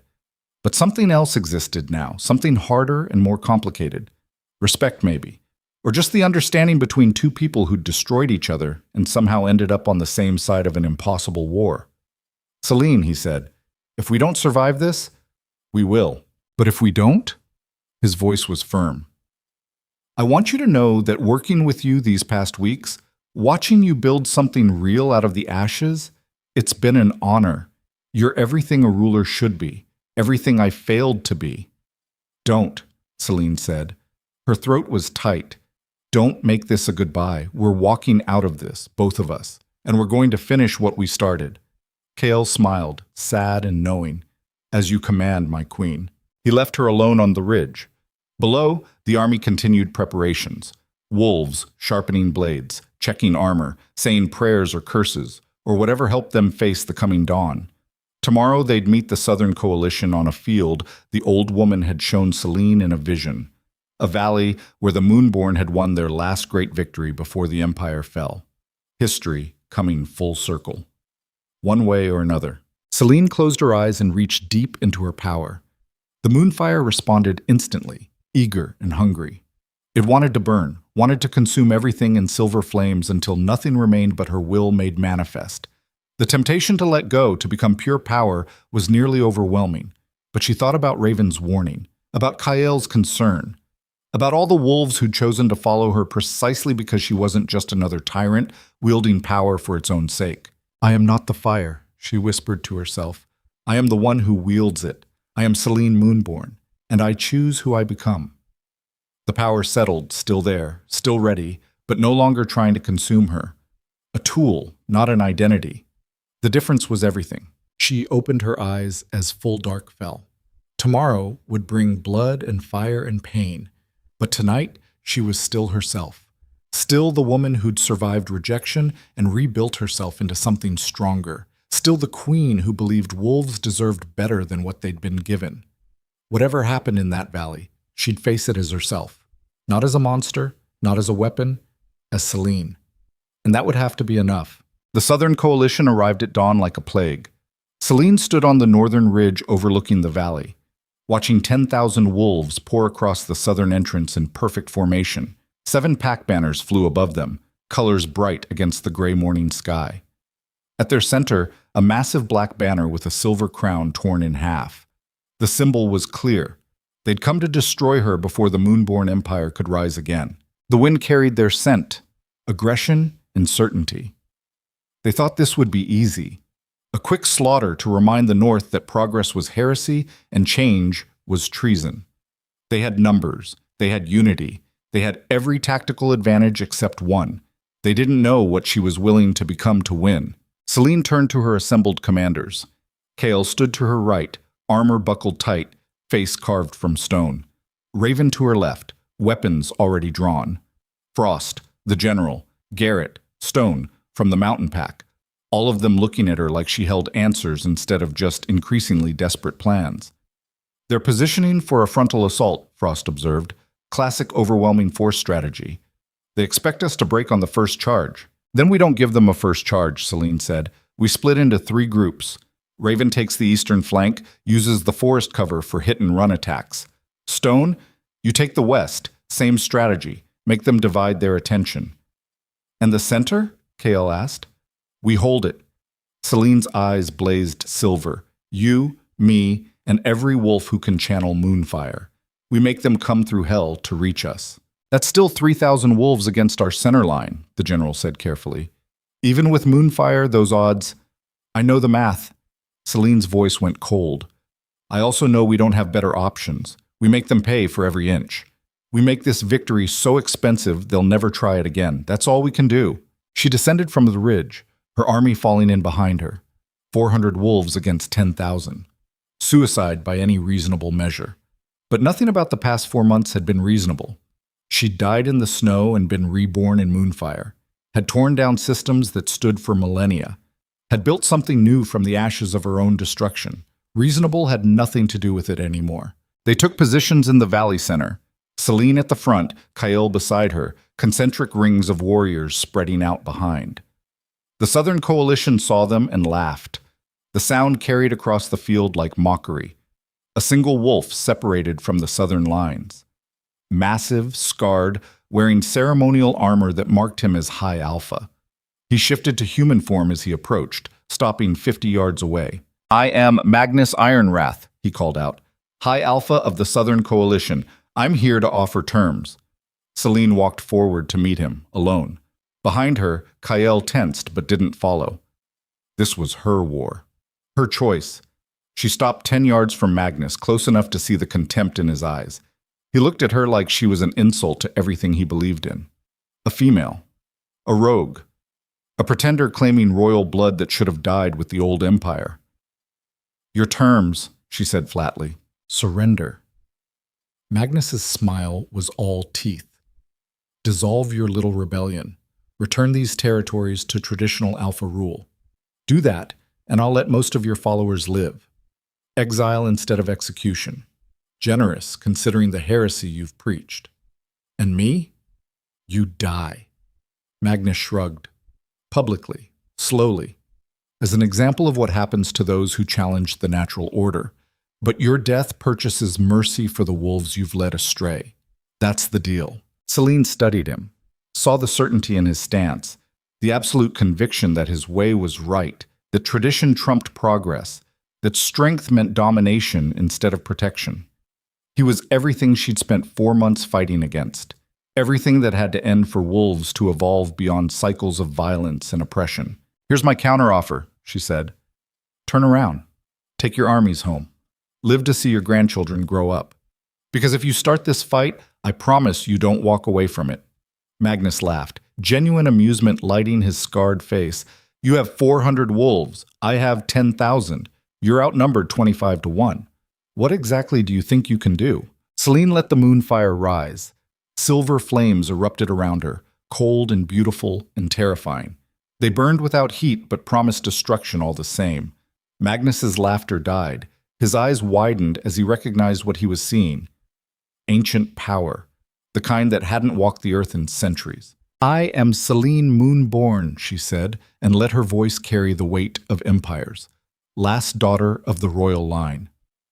I carry the power that built civilizations and burned them to ash. You came here to crush a rebellion. What you found was the return of everything your ancestors feared." She took a step forward. Magnus took a step back. "So here's what happens next. You can retreat and tell your kingdoms that the old ways are dying, that wolves who want to join the new order are welcome, and those who resist will be buried. Or you can attack, and I turn this valley into a graveyard that historians will study for the next 1,000 years. Your choice. Make it fast." Magnus stared at her for a long moment. She saw calculation in his eyes, weighing risks, measuring his own mortality against his convictions. For a heartbeat, she thought he might actually choose wisdom. Then his expression hardened. "We don't negotiate with abominations," he said. He turned and walked back to his lines. Celine watched him go, feeling something cold settle in her chest. She'd given them a chance. They'd chosen violence. What came next was on them. She returned to her position. Kael met her eyes, a question in his gaze. "They're attacking," she said simply. "Then we fight." Kael drew his blade. "For what it's worth, I'm honored to die beside you. We're not dying today." Celine raised her hand, moonfire dancing along her fingers. "We're teaching them why the Moonborn were feared." The Southern Coalition charged, 10,000 wolves surging forward like an avalanche. The ground shook with their approach. War cries echoed across the valley. This was the moment that should have broken Celine's forces, should have sent them fleeing or crying for mercy. Instead, they held. Celine unleashed the moonfire. Silver flames erupted in a wall across the valley floor, burning cold and bright. Wolves hit it and screamed, not dying but paralyzed, nerves locked by ancient magic. But there were too many. They pushed through, accepting casualties, driven by numbers and momentum. The lines collided. Celine fought like something that had never been fully mortal. Moonfire in one hand, blade in the other, she carved through enemies with brutal efficiency. Wolves lunged and died. Claws raked and found only flame. She was everywhere at once, a silver shadow that killed and moved and killed again. Beside her, Kael fought with the desperate skill of a man who had everything to atone for. His blade sang. His wolf's strength drove enemies back. They moved in unconscious synchronization, protecting each other's blind spots, functioning as a unit despite the broken bond between them. Around them, Celine's forces held longer than they had any right to. The training showed. The new unity showed. Wolves who'd been rogues and outcasts 3 weeks ago now fought like a pack that had bled together for years. They died. Too many of them died. But they took southern wolves with them, and they never broke formation. Raven's forces hit the eastern flank. Stone hammered the west. The Southern Coalition's perfect formation began to fragment, pulled in multiple directions. Not enough to turn the tide, but enough to create chaos.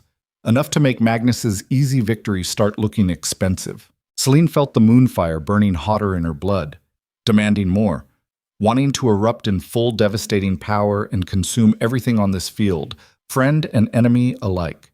The temptation was overwhelming. She could end this, right now, unleash everything and reduce this valley to ash. But that would make her the monster they accused her of being, would prove that the Moonborn were tyrants who'd rather burn the world than share it. And every wolf who'd chosen to follow her, who'd believed in the vision of something better, would die knowing their queen had become exactly what she'd sworn to fight against.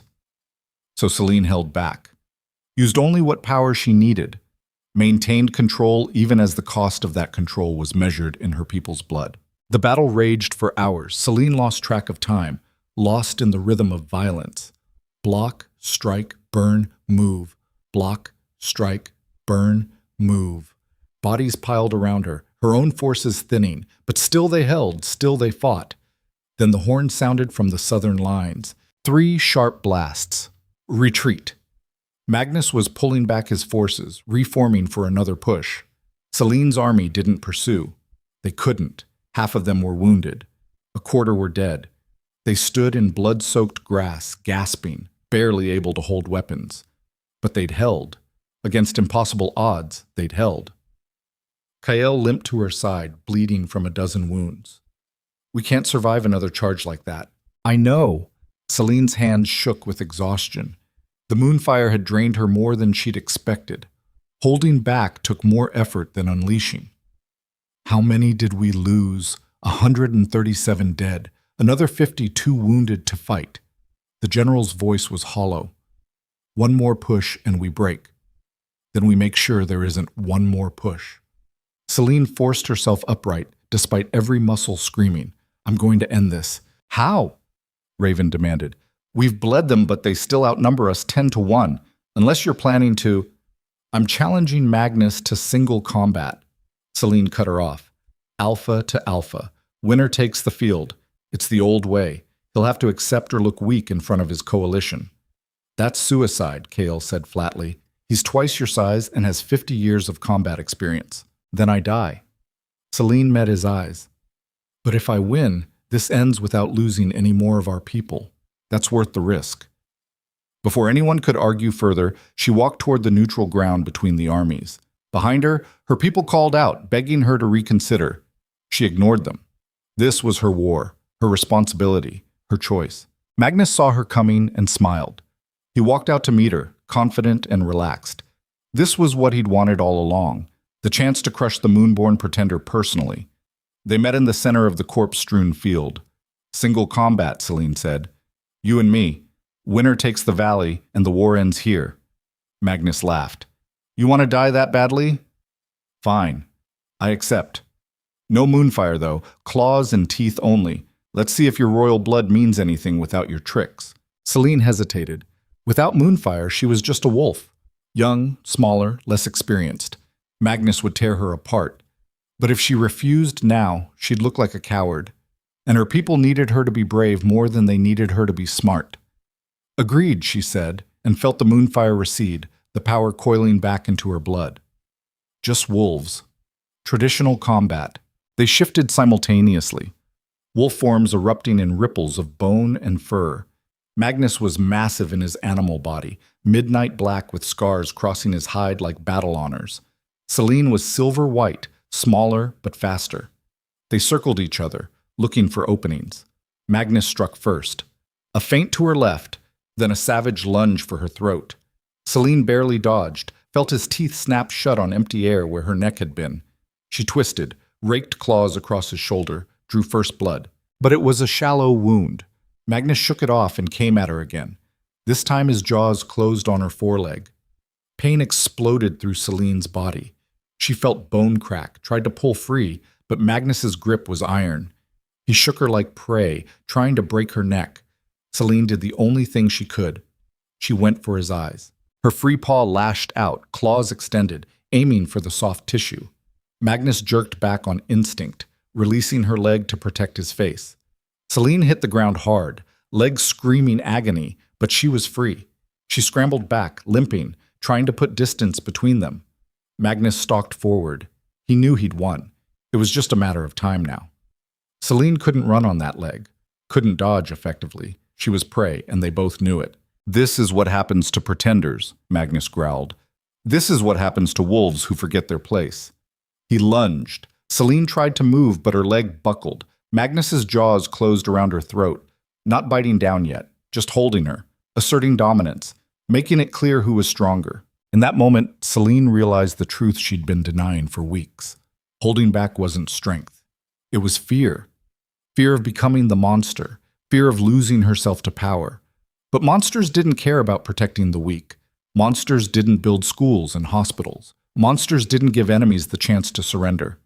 She'd been so afraid of becoming a tyrant that she'd forgotten the difference between using power and being consumed by it. The moonfire exploded.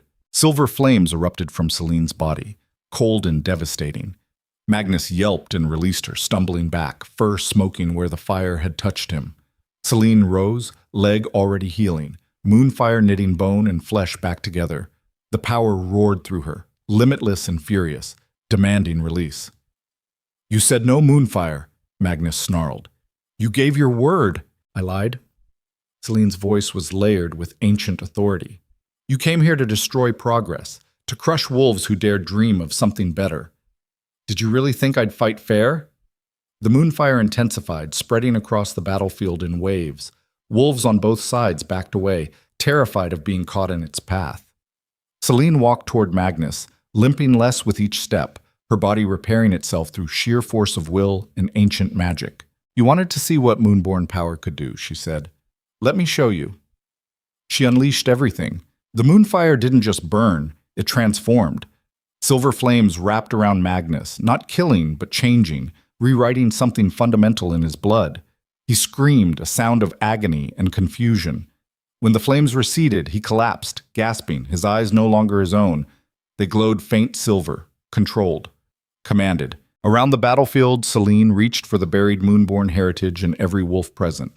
That ancient bloodline they all carried, diluted by generations but never truly gone. She called to it, commanded it, and it answered. Thousands of wolves dropped to their knees simultaneously. Southern coalition and northern rebels alike, all feeling the weight of royal authority pressing down on their souls. This was the power the Alphas had feared, the ability to command any wolf through blood right alone, to bend entire armies to her will without a single blade drawn. Celine stood in the center of them all, moonfire blazing like wings, and understood what she'd become. Not a queen, not a ruler, a force, something beyond wolf, beyond mortal, beyond anything that should walk the earth. The old woman's warning echoed in her mind. The power wants to consume you. You must be stronger. But what if being stronger meant letting it consume her? What if the only way to save her people was to become the weapon they needed instead of the leader they deserved? From the northern lines, Kael's voice cut through the haze. Celine, stop! You're losing yourself. She turned toward him. He stood at the edge of her power's radius, one of the few wolves still standing, resisting through sheer force of will and the remnants of their broken bond. His face showed horror and recognition. He was watching her become exactly what he'd feared, what everyone had feared. They need to submit, Celine heard herself say. It's the only way to ensure peace. This isn't peace. Kael took a step closer, fighting the pressure trying to drive him to his knees. This is domination. This is what the old Moonborn did wrong. What destroyed them? You're better than this. Am I? The words came out hollow. Or have I just been pretending? Maybe this is what I always was, what I was always meant to become. No. Another voice. Raven, also still standing, bleeding from a dozen wounds but refusing to bow. You're Celine. The woman who saved civilians instead of taking revenge. Who gave enemies mercy when you could have given death. Who built councils instead of thrones. That's who you are. Not this. The moonfire flickered, uncertainty cutting through the absolute control. Celine felt the power waver, felt the wolves under her command start to stir. If she let go now, if she released them, the battle would restart. More would die. The war would continue. But if she held on, if she kept them all under her control through blood right and ancient magic, she'd become the tyrant. Would rule through fear and compulsion. Would prove that the Moonborn line had always been about domination, that progress was just another word for a different kind of slavery. She stood at the fulcrum between two futures, two versions of herself, the woman or the weapon. Then a third voice cut through everything, cold and familiar and wrong. "Well done, daughter!" The old woman from the cave stepped out of nowhere, materializing like she'd always been there. "You finally embraced your true nature."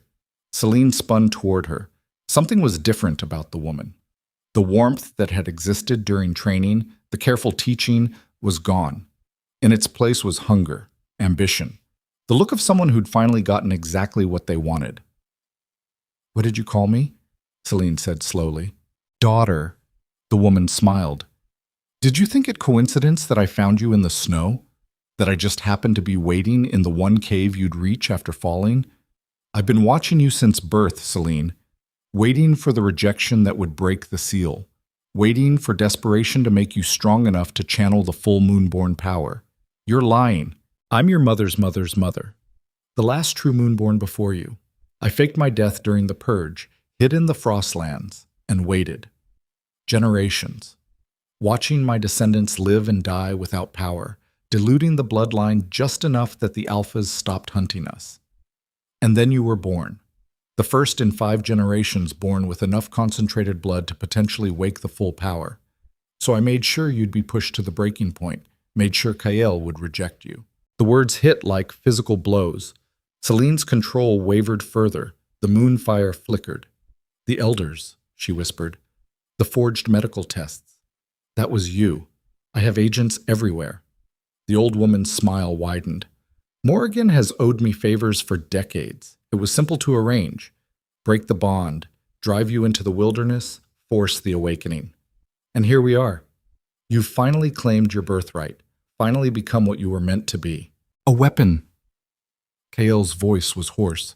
"You turned her into a weapon, into a queen." The old woman's eyes blazed, into the force that will restore the Moonborn Empire. No more pretending to care about councils and equality. No more weakness disguised as mercy. "You'll rule, Celine, with absolute power, as is your right." Celine stared at this woman who'd saved her life and trained her and apparently orchestrated her entire destruction. Felt the moonfire burning in her blood, demanding release, wanting to consume everything. Felt the thousands of wolves still under her command, bent to her will, waiting for orders. She could do it. Could take the power fully. Become the empress this woman wanted. Rule through blood right and ancient magic and never risk being rejected or cast aside or hurt again. Could make sure no wolf ever suffered the way she had by controlling them all completely.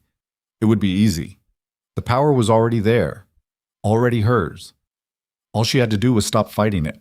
Celine looked at Kael, at Raven, at her people, both those kneeling against their will and those still resisting.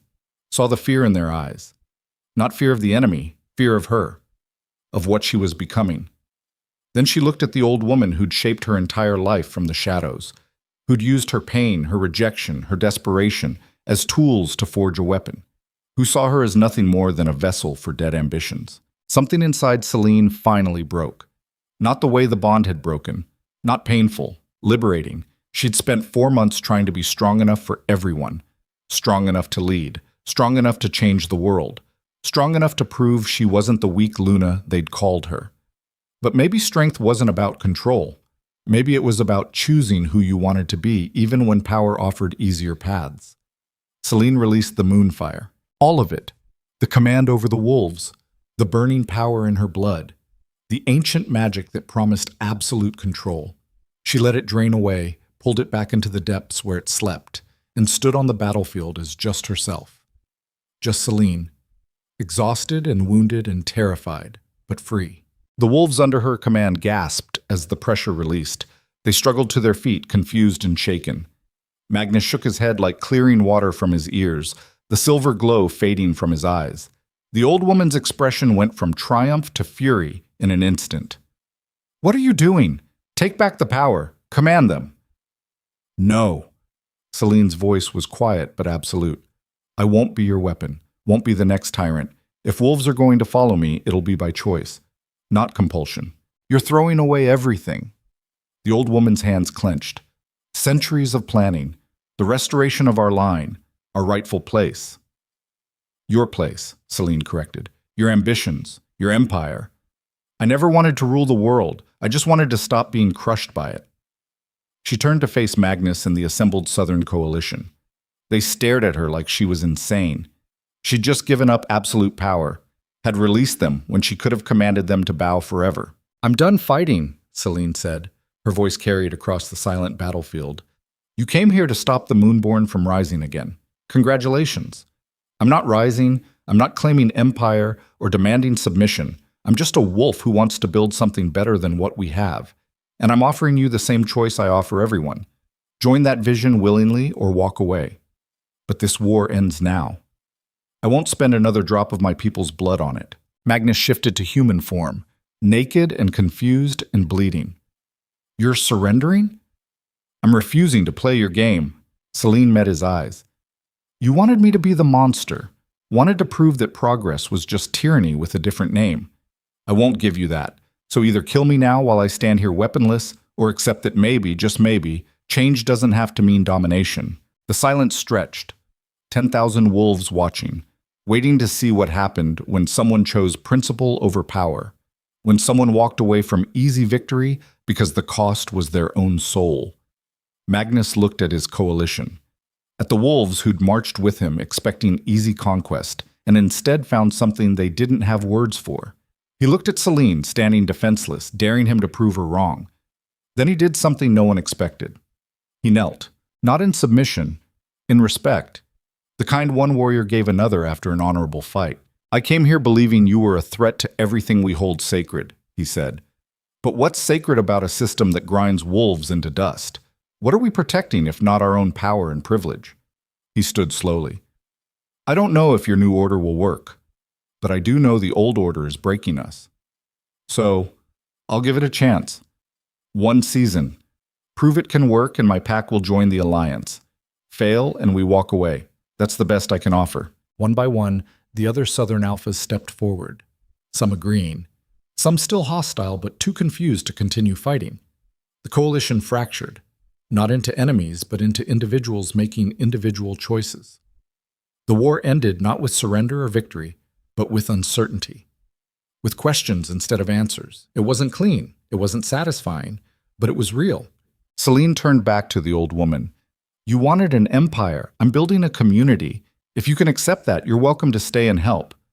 If not, you're a fool," the woman spat. "You'll die in obscurity, remembered for nothing. You had greatness and you threw it away. Then I'll die free." Celine's voice was steady, instead of living as a slave to power. "I'll take that deal." The old woman stared at her for a long moment.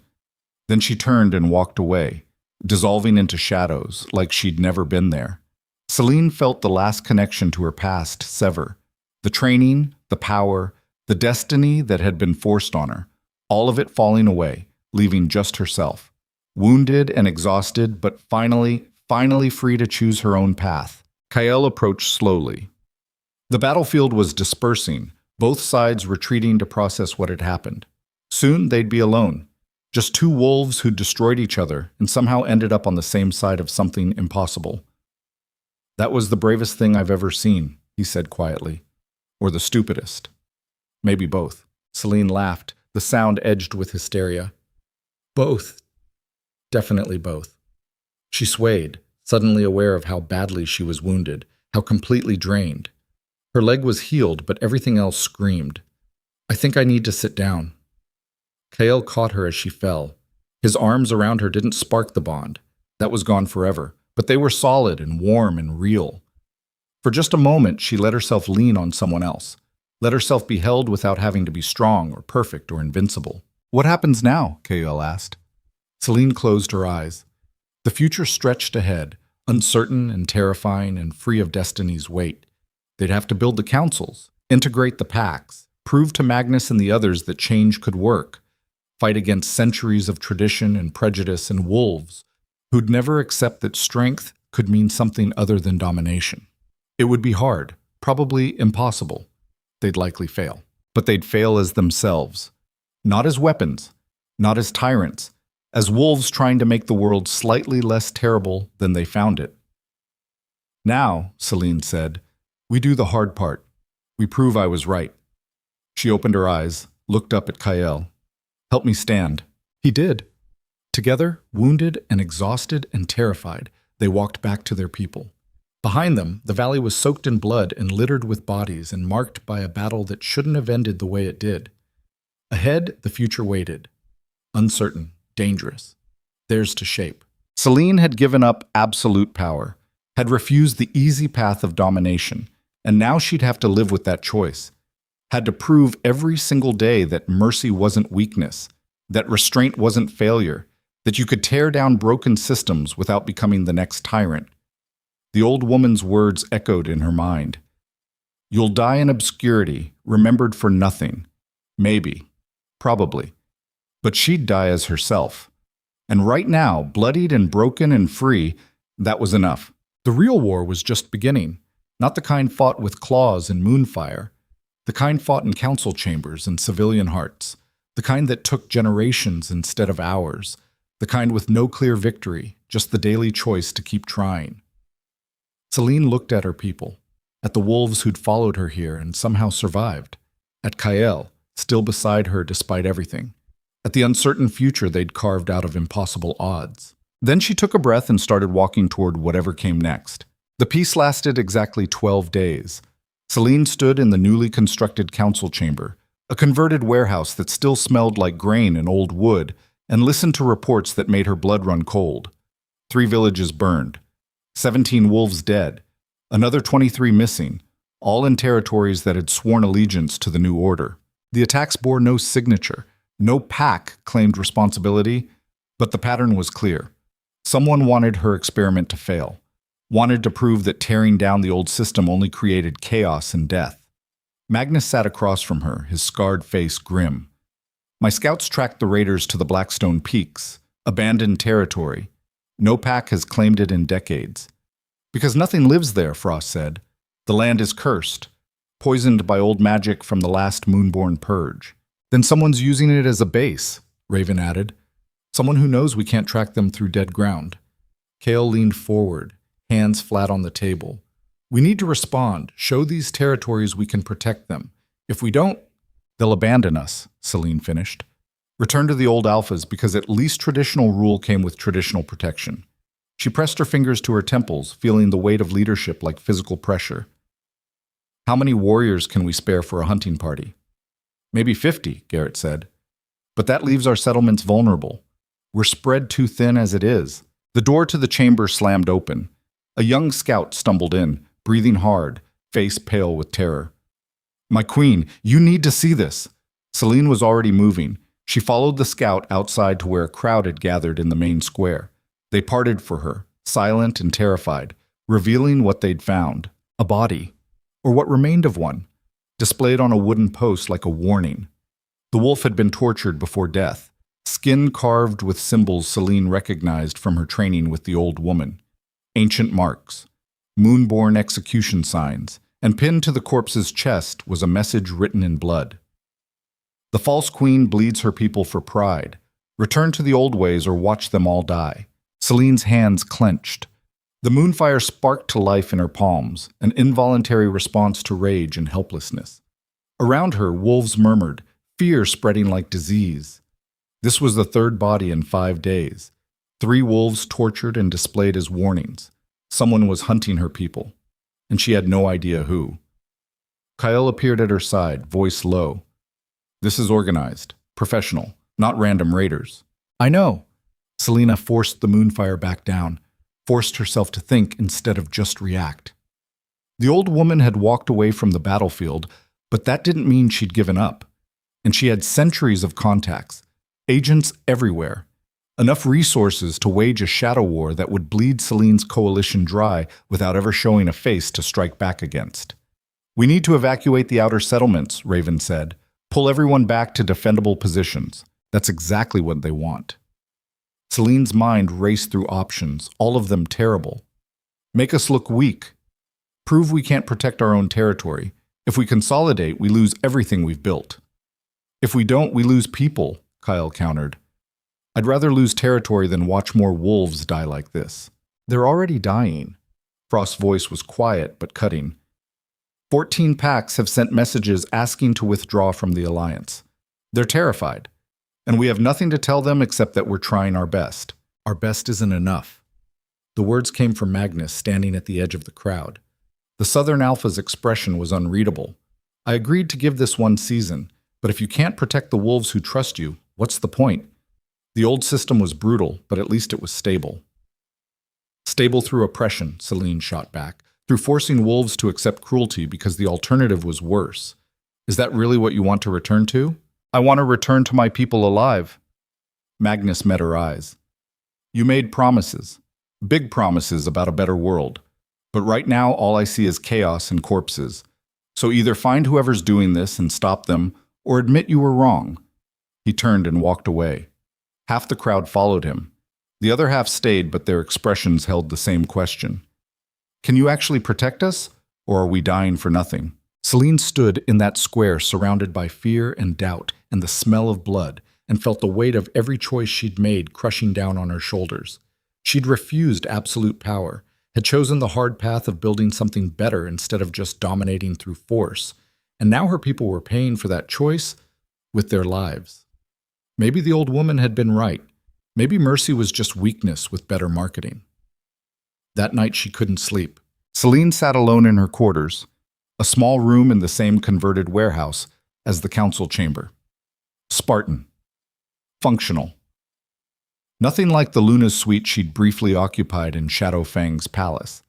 But that felt like another lifetime, another person who'd believed in fairy tales and true mates and happy endings. This person knew better. A knock at the door. Celine's hand went to the blade at her hip before she recognized the scent. Kyle. She considered sending him away, but exhaustion made her reckless. Enter. He came in carrying 2 cups that steamed in the cold air. Tea, the bitter kind Raven had introduced her 2 weeks ago.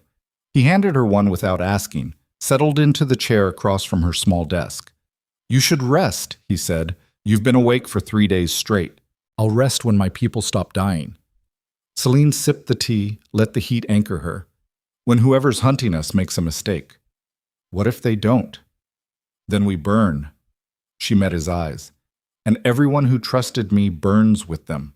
At least then they can say I warned them, that I never promised easy. Kale was quiet for a moment. You can't blame yourself for this. Why not? I'm the one who tore down the old order, who promised something better. If I can't deliver that, if all I brought was more death and suffering, you brought hope, Kale interrupted. I've watched wolves who spent their entire lives crushed by hierarchy suddenly believe they mattered. Children who would have been written off as weak, now training in schools where their minds count more than their strength. Rogues finding packs instead of dying alone. That's what you built. Don't let whoever's doing this make you forget that. Hope doesn't stop blades. Celine's voice cracked despite her control. It doesn't bring back the dead. Doesn't comfort the families watching their loved ones displayed like trophies. No, but it's what keeps them fighting instead of surrendering. Kale leaned forward. You asked me once what I wanted, really wanted, and I gave you some speech about wanting you to survive with your soul intact. But the truth is simpler than that. What? I want to matter. Same as you. His storm gray eyes held hers. I spent my whole life being told I mattered because I was strong, because I could dominate, because I was alpha. And then I lost you and realized none of that actually meant anything. Power without purpose is just violence with a crown. He stood, set down his cup. You gave me purpose, Celine. Gave all of us purpose. Something worth bleeding for that isn't just more of the same endless cycle. So when you start doubting whether any of this matters, remember that we're choosing this. All of us. Not because you're controlling us or because we're too weak to resist. Because you showed us something worth choosing. Why are you telling me this? Because tomorrow you're going to do something reckless. Kale's expression was knowing. I can see it in how you're holding yourself, how you're looking at those reports. You're planning to hunt whoever's behind this alone. And I wanted you to know that you don't have to, that we're with you. Whatever comes. He left before she could respond. Celine sat in the silence, holding her cup, feeling the weight of his words settle alongside all her doubts and fears and desperate plans. He was right about one thing. She was planning something reckless, because sitting here waiting for the next attack wasn't an option, and she was tired of letting fear dictate strategy. The old woman had taught her to hunt, had trained her to track and kill and survive in the harshest conditions. Time to put those lessons to use. Celine stood, began gathering supplies. Weapons, rations, the tools of a hunter going into dead ground. If the enemy was hiding in the Blackstone Peaks, she'd drag them out, end this shadow war before it bled her coalition dry. The door opened again without knocking. Raven stood in the entrance, arms crossed, expression knowing. You're not going alone, she said flatly. I can't risk. If you say you can't risk us, I'm going to hit you. Raven walked in, started checking Celine's weapons with professional efficiency. You're our queen, our friend, and you're walking into a trap so obvious even a pup could see it. So either we all go or none of us do. The trap is the point. Celine's jaw tightened. Whoever's doing this wants me specifically. If I show up alone, they might reveal themselves. And then kill you. Great plan. I'm harder to kill than I used to be. So are we. Raven met her eyes. You taught us that. Now stop being a martyr and let your pack actually help you. Before Celine could argue, more footsteps. Frost appeared in the doorway. Then the general. Then a dozen of her best warriors, all armed, all ready. They filled her small room, these wolves who'd chosen to follow her, and their message was clear. Wherever she was going, she wasn't going alone. Kael was the last to arrive. He didn't say anything, just handed her a better blade than the one she'd been packing. Their fingers brushed in the exchange, and something passed between them. Not the bond. That was dead. But understanding, partnership. The recognition of two people who destroyed each other and somehow built something better from the ruins. Fine, Celine said. Her throat was tight. But we move fast and quiet, in and out before they know we're there. When do we leave? Frost asked. Now. Celine strapped on the blade, felt its weight settle against her hip. Before I can talk myself into something smart instead of necessary. They moved through the camp like ghosts, 20 wolves, the best Celine had, slipping into the darkness beyond the settlement's borders. Behind them, the rest of the coalition slept, unaware their queen was walking into enemy territory with a handful of warriors and a plan that barely qualified as a plan. The Blackstone Peaks rose in the distance, dark shapes against darker sky. The land around them grew desolate as they traveled.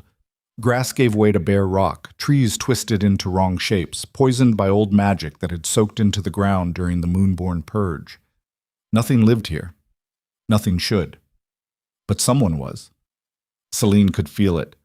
A wrongness in the air that had nothing to do with the cursed ground. They found the first body 2 miles into the Deadlands. Another wolf, freshly killed, displayed the same way as the ones in Celine's territory. But this one was different. This one wore the colors of Magnus's southern pack. He came looking for answers, Frost observed quietly. The scout Marcus sent ahead 3 days ago. The one who never reported back. Celine knelt beside the corpse, studying the wounds. Professional. Efficient. Whoever killed him knew exactly how to inflict maximum pain while keeping him alive long enough to talk. What did they want from you? She wondered. What did you tell them before you died? Movement in the rocks above them. Fast. Multiple targets. Celine's hand went to her blade just as the first attacker dropped from the cliffs. Wolf form. Massive. Moving with trained precision. Not raiders. Soldiers. The ambush erupted. Wolves poured from hidden positions, a coordinated strike designed to overwhelm through numbers and surprise. Celine's warriors met them with the discipline she'd drilled into them. No panic. No chaos. Just brutal, efficient violence. Celine fought at the center, blade singing, moonfire held in reserve. She'd learned her lesson about relying too much on power. These enemies wanted her to burn bright, to exhaust herself before the real threat revealed itself. So she fought like a wolf instead of a goddess, claws and teeth and steel. An attacker lunged for her throat. She ducked under, drove her blade up through his ribs, felt the impact shudder through her arms. He fell. Another took his place. Then another. They kept coming, an endless stream of trained killers all focused on her. This wasn't random. This was execution. "Fall back," Kyle shouted. "They're trying to separate us." He was right. The attackers were driving wedges between Celine's group, isolating individuals. Classic pack hunting tactics. But Celine's warriors held formation, protecting each other's backs, refusing to break. Then the moonfire came. Not from Celine. From the cliffs above. Silver flames erupted across the battlefield, cold and devastating, and Celine's heart stopped because she knew that fire. Knew the signature of the wolf wielding it. The old woman stepped into view, standing on an outcropping 50 feet up, moonfire blazing around her like a crown. "Did you really think I'd simply walk away?" she called down. "That I'd let you waste centuries of planning for your pathetic little council experiment?" Celine backed toward her people, blade ready. "You're behind this. The attacks. The bodies." "I'm behind everything, child.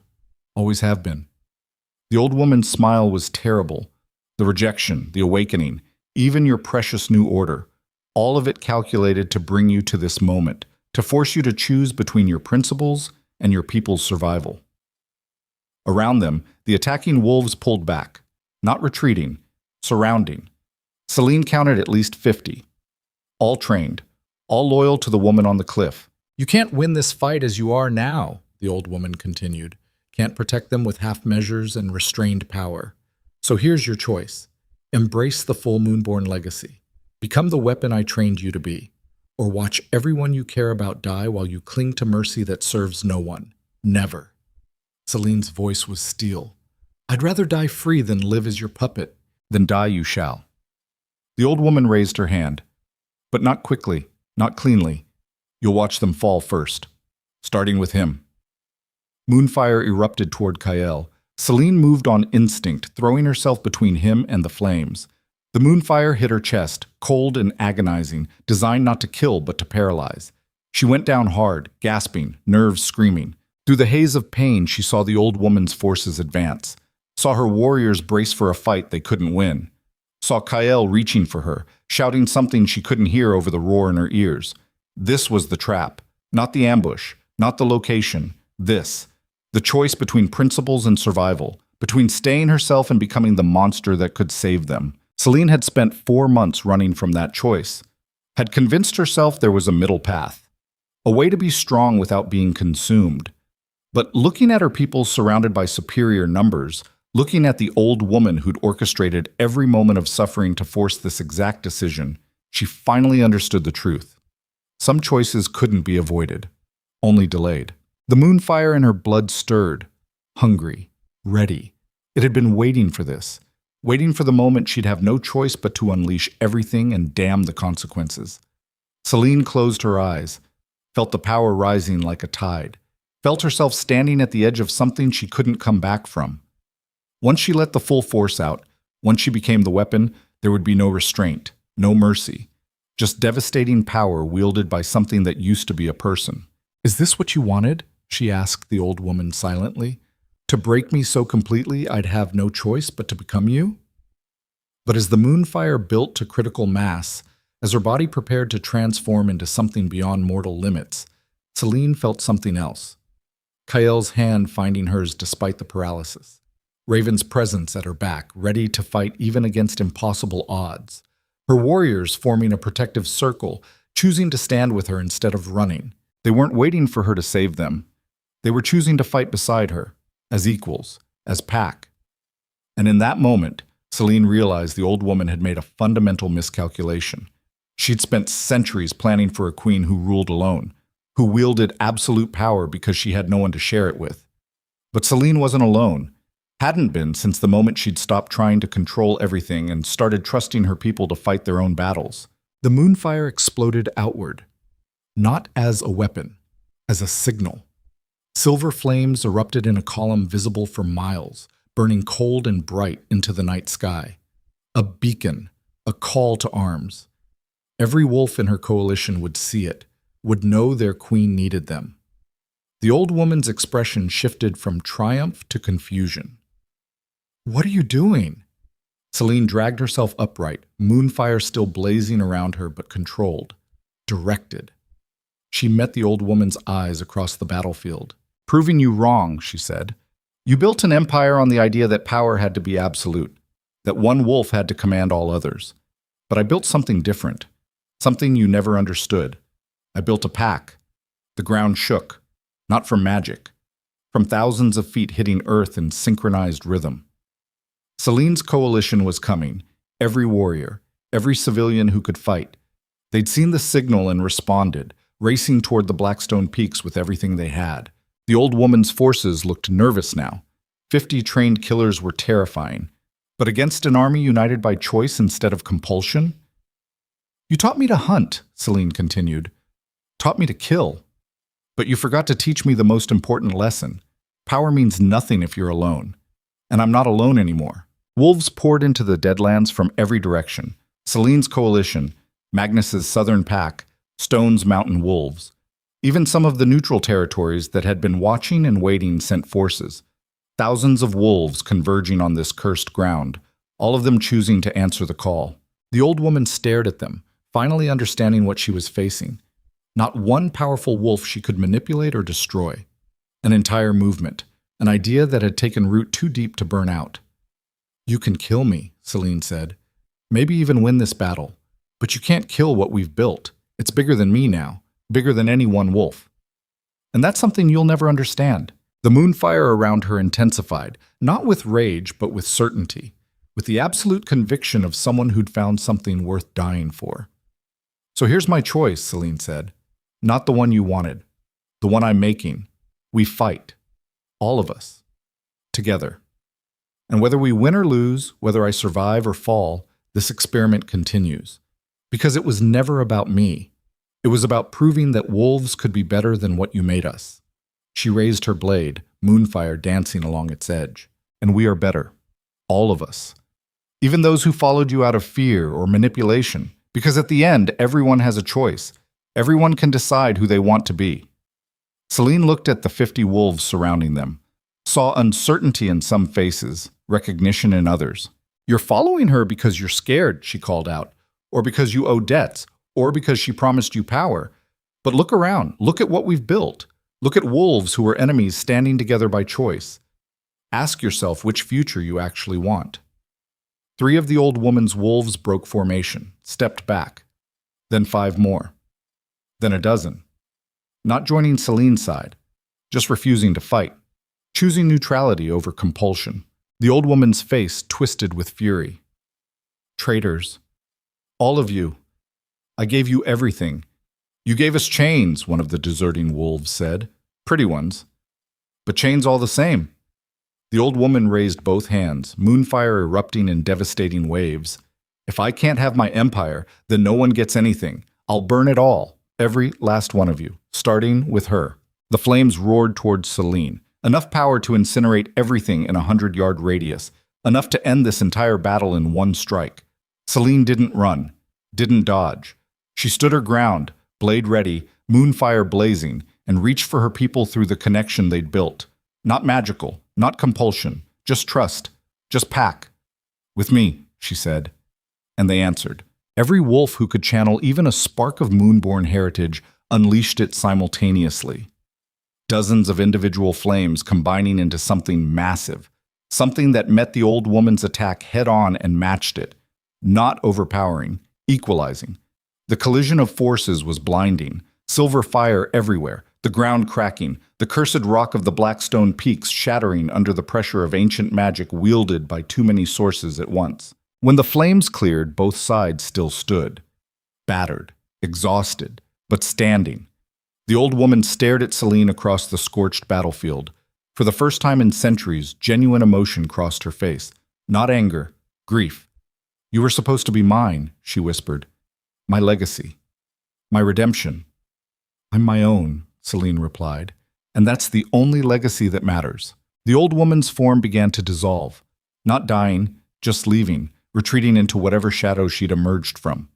But before she vanished completely, she spoke one last time. This isn't over. Empires fall slowly, piece by piece, choice by choice.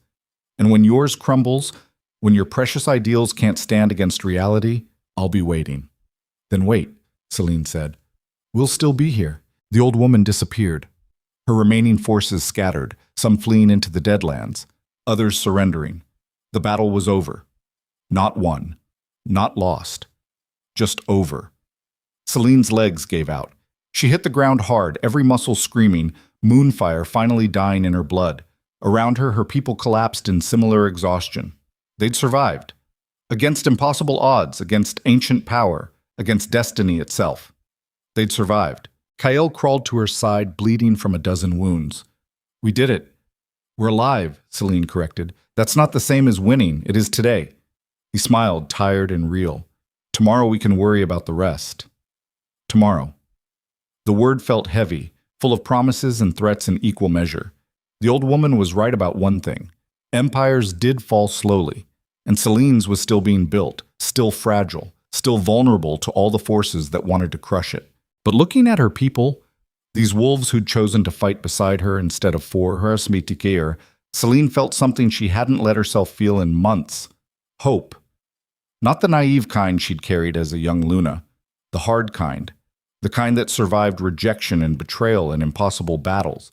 The kind that looked at overwhelming odds and said, not today. Raven appeared, limping but alive. Casualties? 17 dead, 43 wounded. The general's voice was hoarse. Could have been worse. Could have been better. Celine forced herself upright despite her body's protests. Get them medical attention. Set up a perimeter. And someone find Magnus. I need to know if those southern packs are still with us, or if watching me nearly die convinced them to bail. They'll stay, Magnus himself said, walking up covered in blood that wasn't his. Because you just proved something I didn't think was possible. You proved that standing together actually works. That it's not just pretty words and wishful thinking. He offered his hand. Celine stared at it for a moment, then clasped it. Not as queen and subject, as equals. One season, she reminded him. That was the deal. One season, he agreed. But after tonight? I'm thinking we might need to renegotiate, extend it to 2, maybe 3. See where this goes. It was the closest thing to a commitment she'd get from a Southern alpha. Celine would take it. Around them, wolves began the grim work of tending wounded and counting dead, of processing what they'd survived. The Blackstone Peaks would never be the same. The cursed ground had been churned to ash by moonfire. The rocks split and scattered. Centuries of old magic burned away in one desperate battle. Maybe that was fitting, the old world dying to make room for the new. Celine stood on that scorched battlefield, surrounded by her people, and let herself feel the full weight of what they'd done. Not just survived. Chosen. Chosen to stand together against forces that should have crushed them. Chosen principle over safety. Chosen each other. That was worth something, maybe everything. The sun was rising now, pale light touching the edges of the Deadlands. A new day. Another chance to prove the old woman wrong. To build something that lasted not because one powerful wolf commanded it, but because thousands of ordinary wolves chose it. Celine took a breath, felt the moonfire settling in her blood, exhausted but still there. Still ready. A tool, not an identity. Power she could wield without being consumed by it. She'd walked to the edge of becoming a monster and stepped back.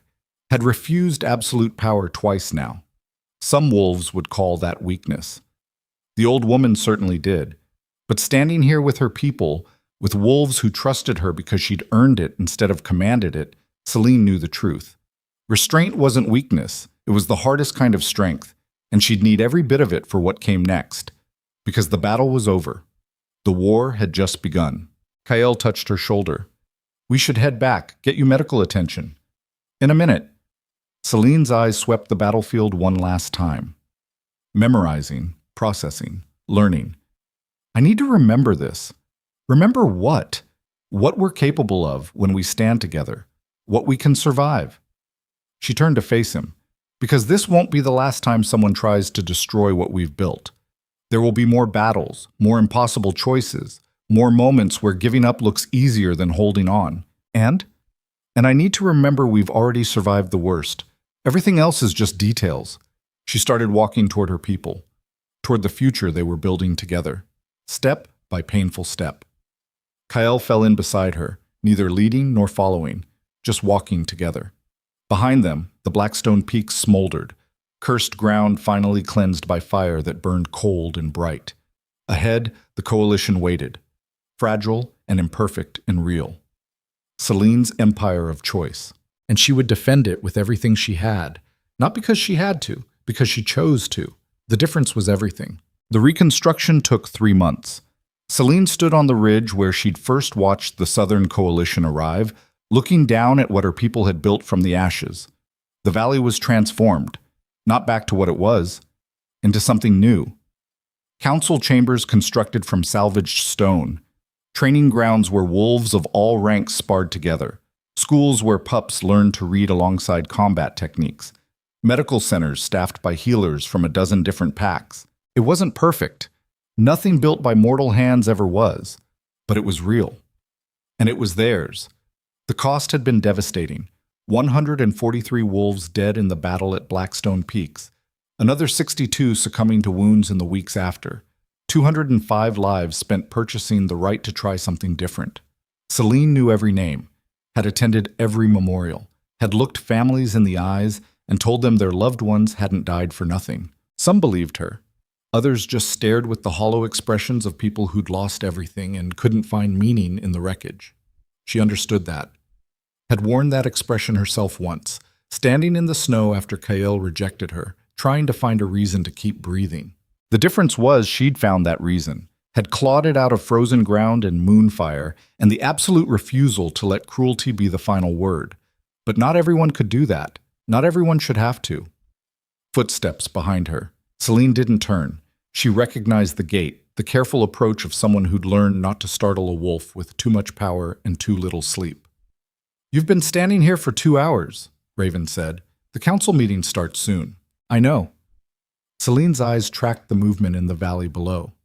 Wolves working together, building together, some from her original coalition, others from territories that had been enemies a year ago. All of them choosing this, choosing her vision of something better. "I'm just trying to remember why we're doing this. Because the alternative is worse. Is it?" Celine's voice was quiet.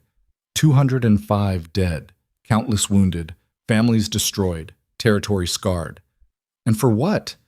So we can rebuild a system that might collapse the moment I'm gone? So we can pretend that councils and equality can stand against wolves who want power and don't care who they crush to get it? Raven was silent for a moment. Then she moved to stand beside Celine, looking out over the valley. "My first pack sold me to raiders when I was 12, she said. Payment for safe passage through their territory. The raiders used me until I was old enough to fight back. Then I killed 3 of them and ran. Lived alone for 6 years. Nearly died a dozen times. Finally found another pack that took me in. They were better, kinder. But I was still property, still expendable. Still less because I'd been broken." She turned to face Celine. "You asked me once why I follow you. I told you it was because you asked my opinion. Made me feel like a person, but that's not the whole truth. I follow you because you're the first wolf who looked at someone like me and saw strength instead of damage. Saw potential instead of liability. You didn't just accept me despite my past. You valued me because of what I'd survived." Raven's scarred face was fierce in the morning light. "So when you ask if this is worth it, if 205 lives purchased anything real, my answer is yes. Because every wolf in that valley has a story like mine, has been crushed or cast aside or told they weren't enough. And you gave them a place where their survival meant something, where their scars were proof of strength instead of marks of shame. That's worth dying for," she finished. "That's worth everything." Celine's throat tightened. She wanted to argue, to point out all the ways this could still fail. All the enemies still circling, all the wolves who'd never accept change no matter how much blood was spilled purchasing it. But looking at Raven, at the absolute conviction in her eyes, Celine recognized something she'd been missing. She'd been so focused on the cost that she'd forgotten to measure the value. had spent 3 months cataloging deaths instead of honoring what those deaths had purchased. The right for wolves like Raven to exist without apology. The chance for pups to grow up believing they mattered regardless of strength or rank. The possibility that cycles of violence and oppression could actually end instead of just wearing different faces. That was worth something, maybe everything. "Thank you," Celine said quietly. "I needed to hear that. I know." Raven's expression softened. "Now come on. Magnus is probably already at the council chamber complaining about having to wait." They walked down into the valley together. Wolves called out greetings as they passed, some formal, others casual. A few pups ran past, laughing, playing a game that looked like war but felt like joy. Normal life continuing despite everything. Because of everything.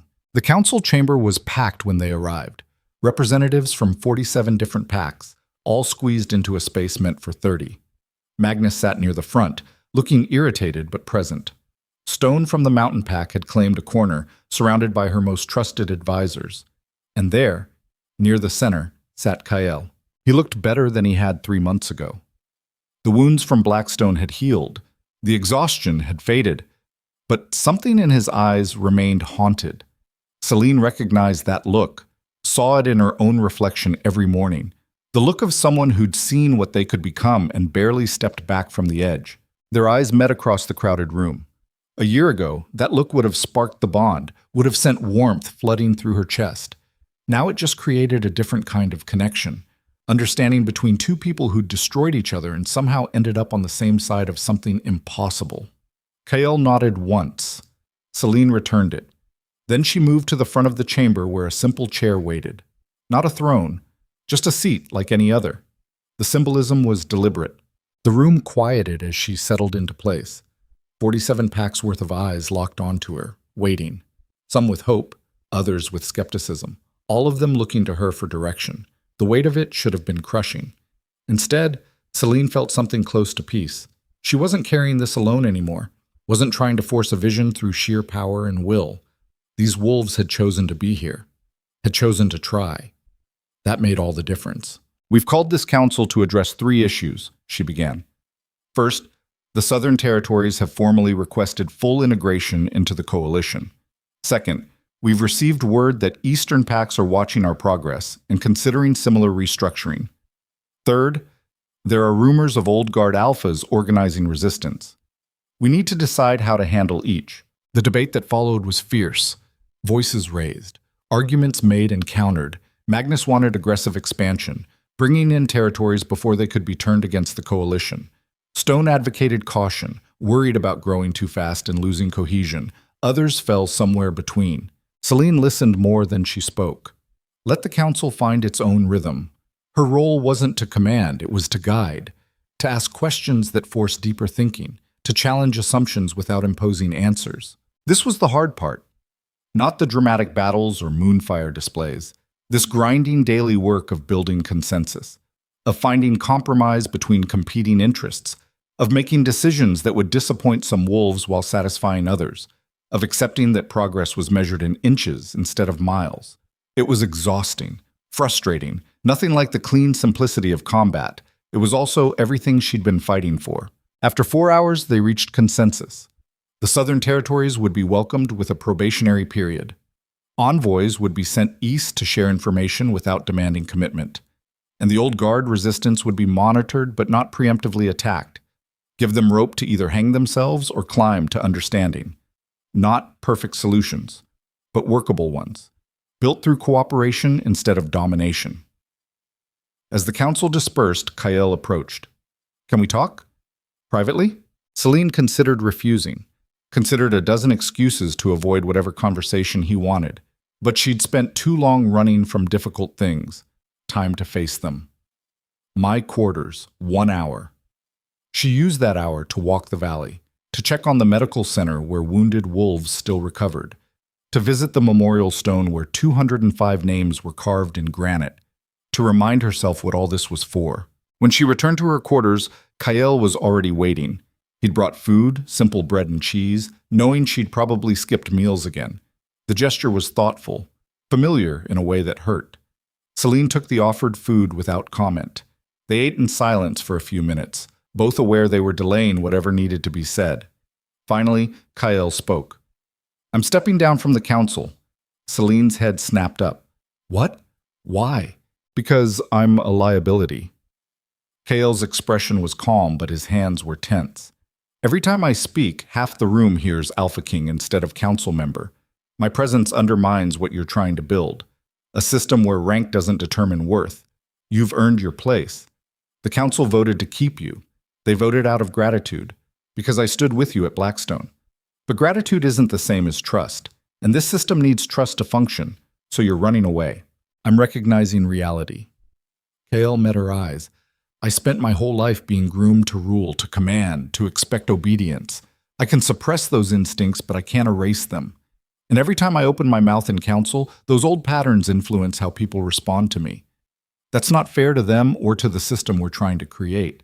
Then retrain. Unlearn the patterns. Celine's voice was sharper than she intended. Don't give me this noble sacrifice routine. If you want to leave, leave. But don't pretend it's for everyone else's benefit. Kael flinched. You're right. That's not the whole truth. He stood, paced to the window, looked out at the valley below. The truth is, I don't know who I am without the throne, without the title, without the power that defined me for 30 years. And watching you build this, watching you be the leader I never could be, it's like staring into a mirror that shows all my failures. That's not it is. Kael turned back to face her. You asked me once what I wanted. I told you I wanted you to survive with your soul intact. But what I didn't say is that I need to figure out who I am with mine. Need to learn to exist as just Kael, not Alpha King, not mate to the Moonborn Queen, just a wolf trying to be better than he was. Celine studied him, saw genuine struggle in his expression, genuine pain. A year ago, she would have softened, would have tried to fix him or comfort him or take responsibility for his healing. But she'd learned the hard way that you couldn't save people from themselves, could only stand beside them while they did the work. So what will you do? She asked. Travel, learn, try to understand territories beyond these, see how other packs handle governance, maybe find examples we can learn from. Kael's voice steadied. I'll be more useful to the coalition as a scout than as a constant reminder of the old system, and maybe along the way I'll figure out how to be someone worth being. How long? A year? Maybe 2. He met her eyes. I'll send reports, stay in contact with the council, but I need distance, from the throne, from the palace, from you. The last words landed heavy. Celine felt them in her chest where the bond used to live. But there was no pain now, just acknowledgement of reality. Whatever they'd been to each other was gone. What they could become was still undefined. And maybe that was okay. Maybe some relationships weren't meant to be fixed or rebuilt, just recognized for what they were and gently released. I understand, she said. When do you leave? Dawn. Tomorrow. Kael's smile was sad. I wanted to tell you first, before announcing to the council. I appreciate that. Celine stood, moved to face him. For what it's worth, I think this is the right choice. For both of us. Really? Really. You need to find yourself outside the shadow of what you were, and I need to lead without the ghost of what we could have been hanging over every decision. This gives us both clean breaks. Kael nodded slowly. Then I have one more thing to say. One more truth before I go. He took a breath. I loved you. Really loved you. Not the bond, not the destiny or the politics or the strategy. You. The woman who stayed up all night caring for sick wolves, who taught pups to read, who believed kindness was strength. I loved her. And destroying that love is the biggest regret of my life. Celine felt tears prick her eyes, but didn't let them fall. I know, and for a long time I hated you for it, hated what you took from me, but I've learned something over these past months. Something important. What? That love isn't enough. Celine's voice was steady. You loved me and still chose politics over bond. I loved you and still became someone you barely recognize. Love doesn't fix broken systems or heal centuries of trauma or create equality where none existed. It's not the foundation. It's just one piece of a much bigger structure. So what is the foundation? Choice? Respect. The daily decision to see each other as equals instead of roles to fill. We never had that. We had bond and attraction and duty, but we never chose each other as people, just accepted destiny and tried to make it work. And now? Now we both get to choose who we become without each other. Celine smiled, small and genuine. That's a gift, even if it doesn't feel like one. Cale was quiet for a long moment. Then he stepped forward and did something unexpected. He bowed. Not the shallow political bow of alphas, the deep, full bow of genuine respect. Thank you, he said, for surviving me, for becoming this, for showing me what real strength looks like. Celine touched his shoulder. When he straightened, she met his eyes one last time. Travel well, Kyle Shadowfang. Figure out who you are. And when you come back as someone you're proud to be. I will. He turned toward the door, paused. One last question? Ask. Do you think you'll ever forgive me? Really forgive me? Celine considered the question, turned it over in her mind like a stone, examining its weight and shape. A year ago, she would have said never. 3 months ago, she would have said maybe.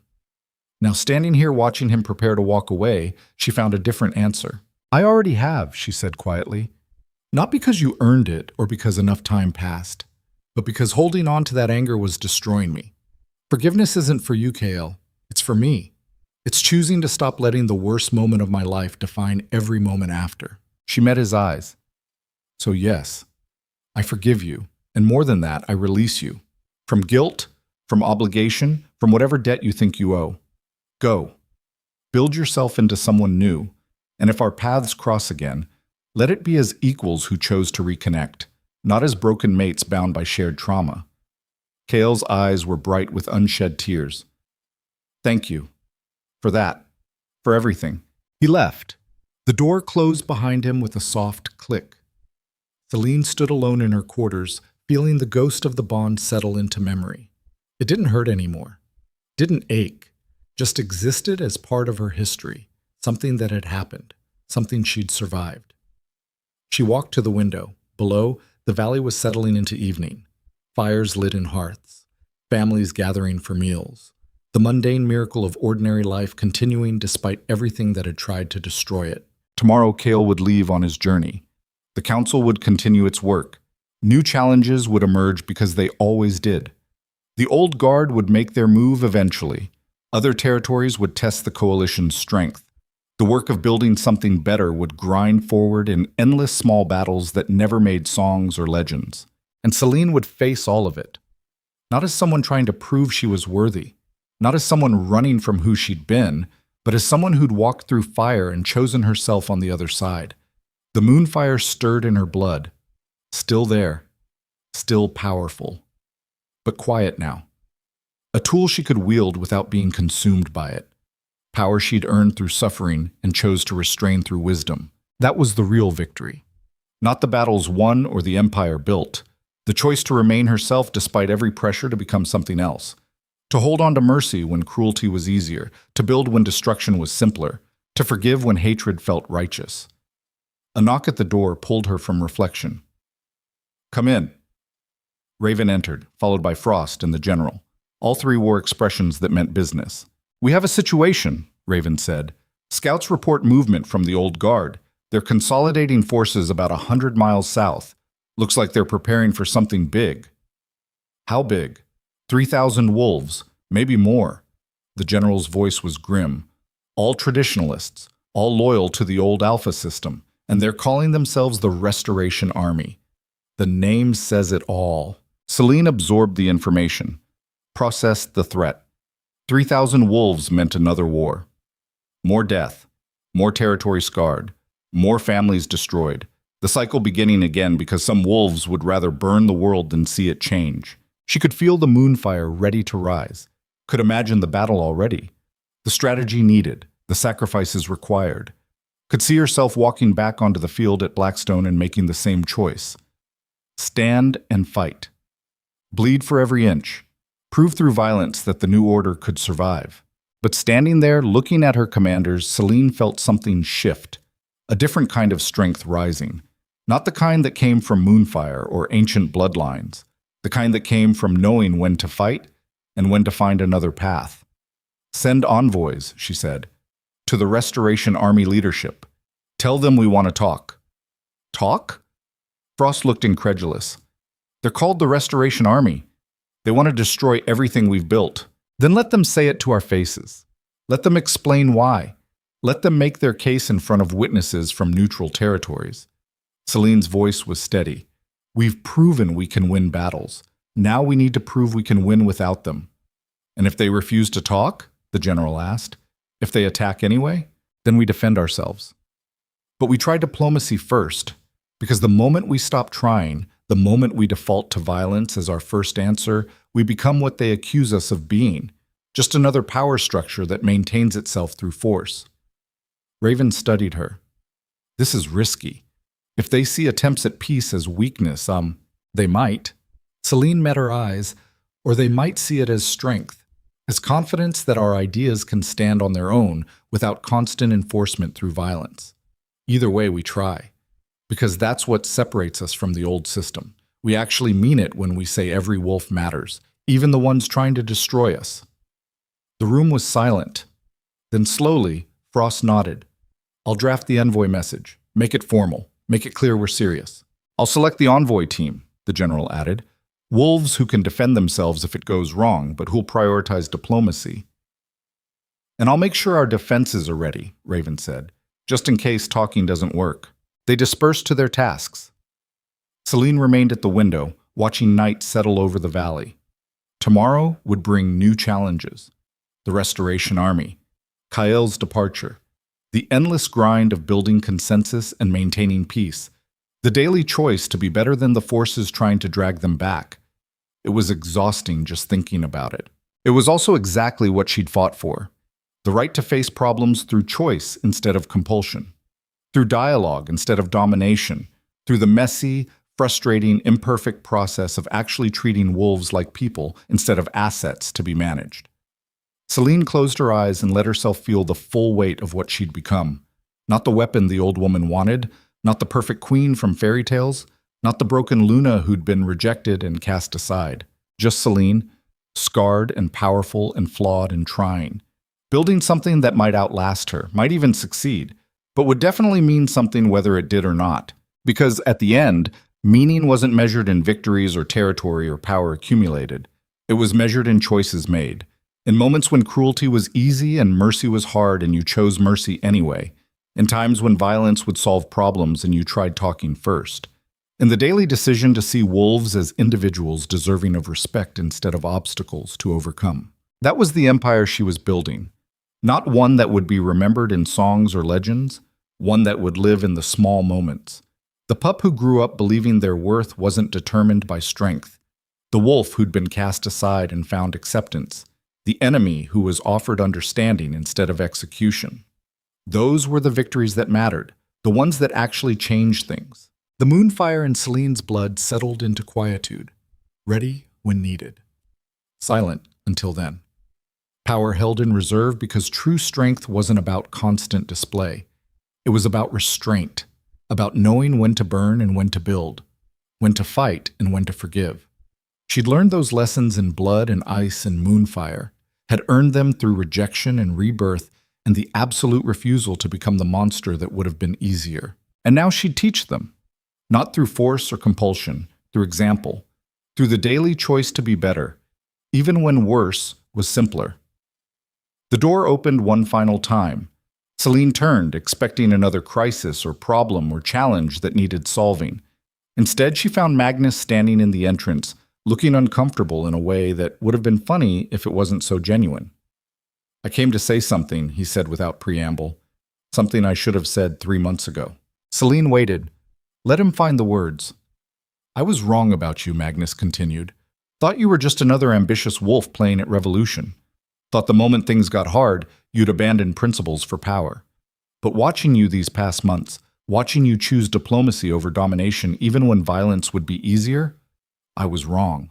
He stepped fully into the room. You're building something real, something that might actually last. And I want to be part of that, not just for one season, permanently. My pack formally joins the coalition, full integration, full commitment. Celine felt something loosen in her chest. One more pack choosing this, choosing her vision of something better. It wasn't validation. She didn't need external approval anymore. but it was confirmation that the work mattered, that the sacrifice wasn't wasted. "Thank you," she said. "That means more than you know." "Don't thank me yet." Magnus smiled grimly. "My warriors are traditionalists. Half of them will hate this. Retraining them to think beyond dominance hierarchies is going to be brutal. Then we'll be brutal together." Celine offered her hand. "Welcome to the hard part." Magnus clasped it. "To the hard part. And to the woman brave enough to choose it." After he left, Celine stood alone in the gathering dark and let herself feel everything. The grief for what she'd lost, the hope for what she was building, the exhaustion of constant vigilance, the satisfaction of meaningful work. All of it mixed together into something complex and real and utterly human. She'd started this journey as a rejected mate trying to survive rejection, had been reborn in Moonfire as something powerful and terrifying, had walked to the edge of becoming a monster and stepped back, had fought wars external and internal, had lost and won and lost again and somehow kept standing. And now she was just Celine, building an empire from scratch, making it up as she went, getting some things right and others catastrophically wrong, learning, growing, trying. It wasn't the story she'd imagined when she first arrived at Shadowfang as a young Luna full of hope and naivete. Wasn't the fairy tale of true mates and happily ever after. It was better, because it was real, built through choice instead of destiny, earned through struggle instead of granted by birthright. Hers in a way the bond never could have been. The moon rose over the valley, silver light touching everything below. Celine stood in that light and felt the ancient power in her blood respond, not demanding release, just acknowledging kinship, moon and wolf and woman all existing in the same space without conflict. She'd found balance, not perfect, not permanent, but real and hard-won and worth defending. Tomorrow would bring the Restoration Army, would bring Kael's departure, would bring 1,000 small challenges and a few large ones, would bring wolves who needed her to be strong in times when strength meant admitting she didn't have all the answers. But tonight, standing in moonlight watching her people settle into peace they'd purchased with blood, Celine let herself rest, let herself be proud of what they'd built, let herself believe that maybe, just maybe, they'd actually created something that would outlast them all. The rejected Luna who'd died in the snow, the moonborn queen who'd risen from ice and fury, the woman who'd chosen mercy over vengeance and built an empire on that choice, all versions of herself. All true. All part of the story that would define not just her life, but the lives of every wolf who came after, who would grow up in a world where worth wasn't determined by strength, where kindness was valued alongside combat skill, where every voice mattered regardless of rank. That was the legacy worth leaving, not power or territory or bloodline, but the simple revolutionary idea that wolves could be better than their worst instincts, could choose cooperation over domination, could build something that didn't require constant violence to maintain. Celine Moonborn, last of the royal line, first of the new order, closed her eyes and let herself feel it all.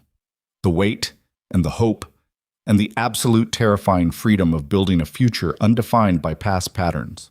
And when she opened them again, she saw dawn breaking over the valley. A new day. Another chance to prove the cynics wrong, to show that change was possible, that empires could be built on choice instead of compulsion. The work would never end. There would always be another crisis, another enemy, another impossible challenge. But standing here, watching her people wake to another day of freedom and possibility, Celine knew one truth beyond doubt. She would face it all, not because she had to, because she chose to. And that choice, renewed each dawn, was the foundation of everything. The empire built not on power or blood or ancient magic, but on the daily decision to be better than yesterday, to try harder, to fail forward, to keep building even when destruction was easier. This was her story, not the one destiny wrote, the one she chose, and it was just beginning.